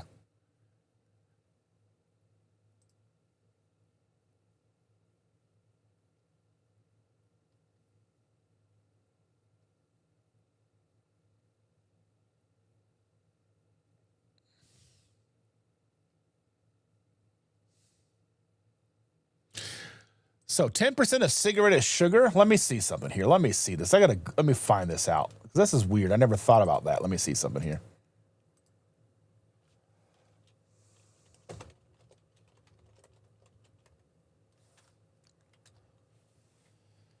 Let's see. Okay, so this is new for me learning today. So yes, cigarettes contain both naturally occurring and added sugars. While naturally present in tobacco leaves, manufacturers also intentionally added sugar-containing ingredients like high fructose corn syrup, honey, and molasses during processing. Why sugar in cigarettes? Sugar is primary additive in tobacco industry used for several functional and sensory reasons. Reducing harshness, added sugars mask the naturally bitter taste of tobacco, making the smoke smoother and easier to inhale. Increased appeal, the sweet and caramelized flavor of the burning sugar makes cigarettes more palatable, particularly to younger or first-time smokers. Moisture retention, sugar acts as a humectant, helping to keep the tobacco moist and preventing it from drying out. health and addiction implications. The presence of sugar in cigarettes significantly alters the chemical profile of the smoke, increase toxins when sugar burns, and undergoes chemical transformations to produce toxic and carcinogenic substances like formaldehyde and all crazy stuff. Enhanced addiction. One byproduct of burning sugar is to believe to work synergistically with nicotine to increase its addictive potential. Metabolic impact. While the amount of sugar inhaled is negligible in terms of calories, the nicotine in cigarettes can interfere with insulin sensitivity, potentially raising blood sugar levels and increasing the risk of type 2 diabetes. Sugar content by weight. The amount of sugar varies by brand and tobacco type, but it often makes up a significant portion of a cigarette's mass. Natural content. Sugar leaves can contain up to 20% sugar by weight, depending on its curing method. Added content manufacturers may add up to 4% additional sugar per stick, and some American brands, added sugars are the first or second most used ingredient by weight after tobacco. I did not know that. That's crazy. That's insane.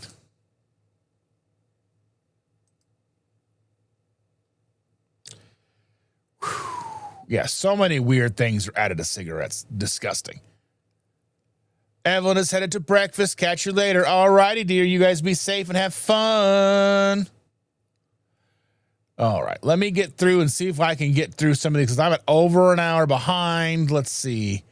A lot of things I've talked about in here. Oh, my goodness. So many good chat things going on. JJ's here. Hello, JJ. Good to see you, my friend. Let's see.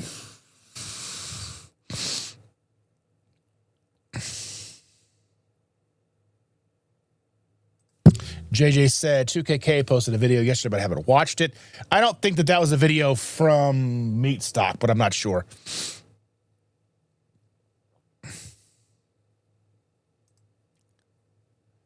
Yeah, Biscuit, Mr. Biscuit says, ooh, I didn't think of that. A smart business plan would be to fake grass-fed, grass-finished beef to drive sales and health advocates, but keep the average consumer. But we are going to realize the difference, right? The people who've had grass-fed beef are going to taste it and go, this isn't grass-fed. But the average consumer go, oh, this tastes so much better because it's grass-fed. And then they go to the grocery store and buy grass-fed. And like, what? They'd be like, Cindy, what the hell?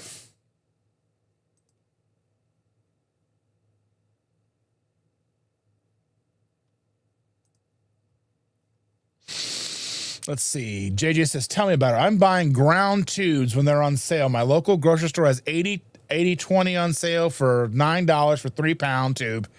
I've been buying the 2 limit every time I go to the store. That sounds about right. That sounds good. That's a good way to do it.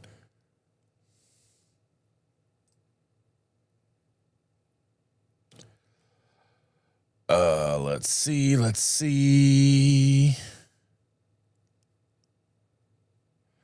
Just trying to squeeze through these because there's so many comments and I'm so far behind. Now I'm only about a half hour behind now. Okay. Yeah, Smoothie says cake frosting used to be lard and sugar. Also, donuts and pastries are made with lard. Like true to form, like buttermilk biscuits were made with lard and buttermilk. Oh, so it would sound so delicious. And Lisa says, I'm back for a few minutes before I need to leave for church. Yeah, Oreo switched off of lard in 1997 after many decades to satisfy the changing market on plant-centric. Yeah, just the idea, like, you know, the whole Snackwell boom, too. The different types of fat-free and all that stuff.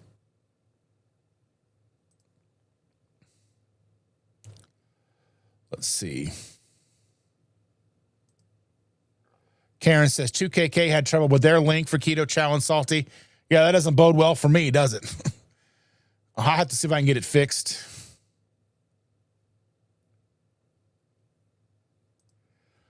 There we go. Jaheel is here. Good morning, my friend. How are you? Dustin, you really need to behave yourself and keep it classy. You know what? I do the best that I can. And then Jaheel says, by the way, the other day when you were talking about grass-fed, grass-finished, I was like, huh? What? And now I see your videos about meat mentioning grass finishes. The man is listening. That's true. Very much. Very, very true. Biscuit says, I'm a sea level dweller. Colorado would likely knock me out. Yeah, for sure. It's like, there's times where I've been to Colorado a few times, and like the first time was rough. The second time I was fine. The third time I was like, I had like the oxygen, like, like breathing oxygen. I'm like trying to get enough electrolytes in my body. Maritza's here. She says, I overslept. Good morning. It's good to see you, dear. It's very, very good to see you. Profit margin, large. I don't know. I'd be very, very curious to see that for sure. The lovely Sherry is in the house. Good morning, dear. How are you? So very glad to see you. Welcome.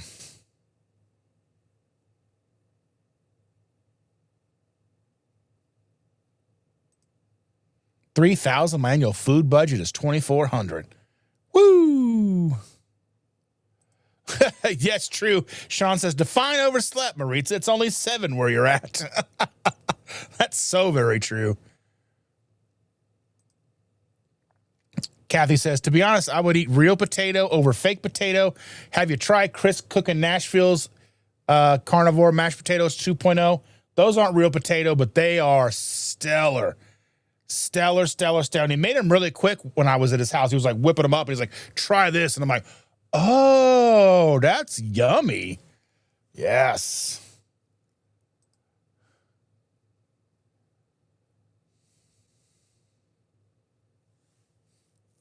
Evelyn says, I'm backish. Good morning, Jaheel. Yeah.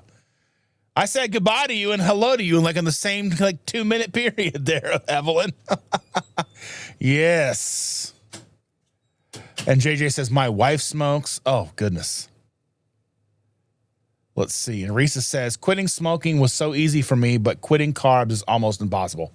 It is very difficult.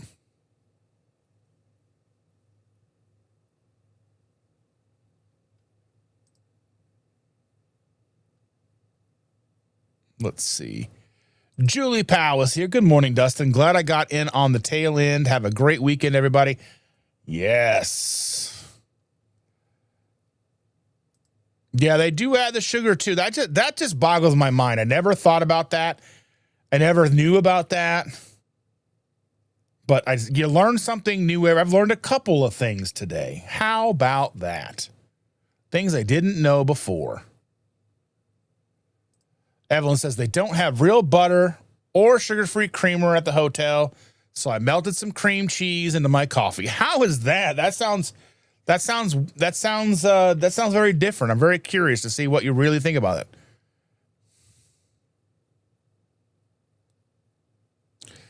Sean says, that's good. When's the last day of school? Oh my, already 13 school days? We've got 20 days left, I think, because Memorial Day starts summer break. I'm pretty sure, because, I'm pretty sure that's I don't think they go to school after Memorial Day.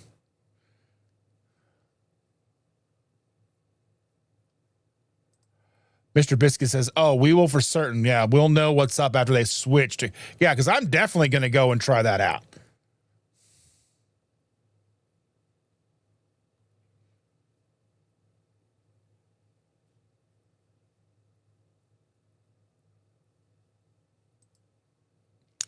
Coach Angela is here. Hello. How are you doing, dear? Good to see you.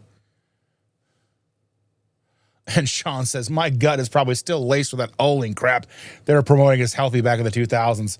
Yeah. I don't think I ever tried those chips. I was afraid of the anal leakage. That just sounded not fun, not pleasant at all. Lisa's got to go. Heading to church. You all have a blessed day. Thank you for being here, Lisa. I hope you have a wonderful day, my dear. And Jaheel says, Dustin, can you stay on for at least another 12 hours? Is that a normal thing to ask? I mean, I have a recording to make at 2 o'clock my time, but I don't plan on being here that long. And I've got somebody weird over here. She's waving at me. So we're going to be on here for just a couple more minutes, and then we're going to get off of here so I can get some stuff done before I have that recording. But yeah, so take it easy, Lisa. We love you. And Jahil, we love you too, my friend. Oh my goodness. It's been a wonderful day. Almost 3 hours. Can you believe it? Has gone by in a blink of an eye of 3 hours. I still have coffee left. Let's finish this off.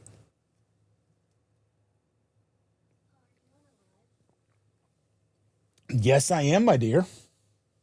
So I'll be with you in a few minutes, okay? So go sit over there, please. Talking to the little one. She's like, are you on a live? No, I'm just talking to myself. That's what happens. Just talking to myself. But anyway, yeah. And I mean, so in closing, we'll go ahead and we'll just go ahead and wind this down, tie it in. If there's one thing that I want you to take away from today, is that, again, how we share matters just as much as what we share, right? Again, we're all sharing different things in our lives every single day, whether it's our opinions, our lifestyles, our hopes, our dreams, our sadness, things, everything, our stress, everything. We're sharing everything, and we do that, and we have to do it with the best intentions, right? Most of us think and do everything with the best intentions. I mean, obviously, some of the biggest atrocities in human history were paved with good intentions. But the best experience, the best intentions, even the best results. But we have to be present in a way that people, can hear, or it won't help anyone. We can't just be rude or weird about it. Again, and I've talked about this in so many different fashions, so many different forms, but the real impact doesn't come from pushing people to extremes. Again, it just doesn't work. Expecting even somebody we know, people that we know that the lion diet would benefit greatly, forcing them to try it is not going to work. They have to kind of come to it on their own, right? You can kind of give them information, let them know what's going on. But again, if they're not into it, they're not going to be able to do it. They're not going to want to do it. So it comes from helping them take pushing them to the extreme. It comes to helping them take the next step they're actually ready for. And as the community grows, we have an opportunity to show people what's possible. We just can't do it through what we say, but through how we live. We're going to show it. We're going to show it as we live, as we navigate life, more than just the people here today, but the people that see us out, the people who might see us at the grocery store, the people we get to know away from this community as well, right? So people are going to see what we do, how we live, the thing, that we do walk the walk, we talk the talk, whatever you want to say, right? But we've got to stay grounded, stay honest, stay approachable. We don't want to just stay within that window. We want to help expand it in a way that brings more people with us. Because again, the more people we can bring with us, the more people we get on board, regardless of where they are on the spectrum, is a win. That's like with Donna Ray talking about, I've never won a marathon, but she's got a wall full of medals of marathons that she's completed. That is winning. She has won so many marathons by completing them. She may not have been first, but she finished them.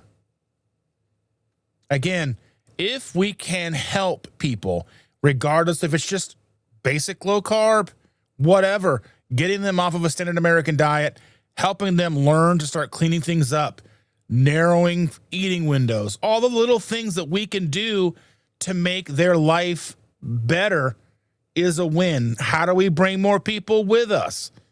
That's the question. So think about that.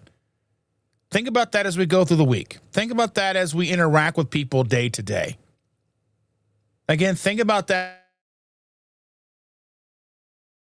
when people haven't expressed their fears for what you do, whether it's cholesterol or how they think it's so restrictive, or all of these kind of talking points that we deal with day in and day out, week in and week out. that we have kind of bridged the gap here in this community. But the people on the cusp, the people who might be curious, they are probably curious, especially if they decided to ask you questions. So if people are asking us questions, we have to have patience. We have to give them grace. We have to do all of it. But again, what can we do that brings the most people along with us? So keep that in mind this week. Again, thank you all so much for being here. I appreciate each and every one of you. Thank you all so very much for spending your day with me, 3 hours of your time with me. And with that, let's go to these credits. I love each and every one of you. Have a great morning.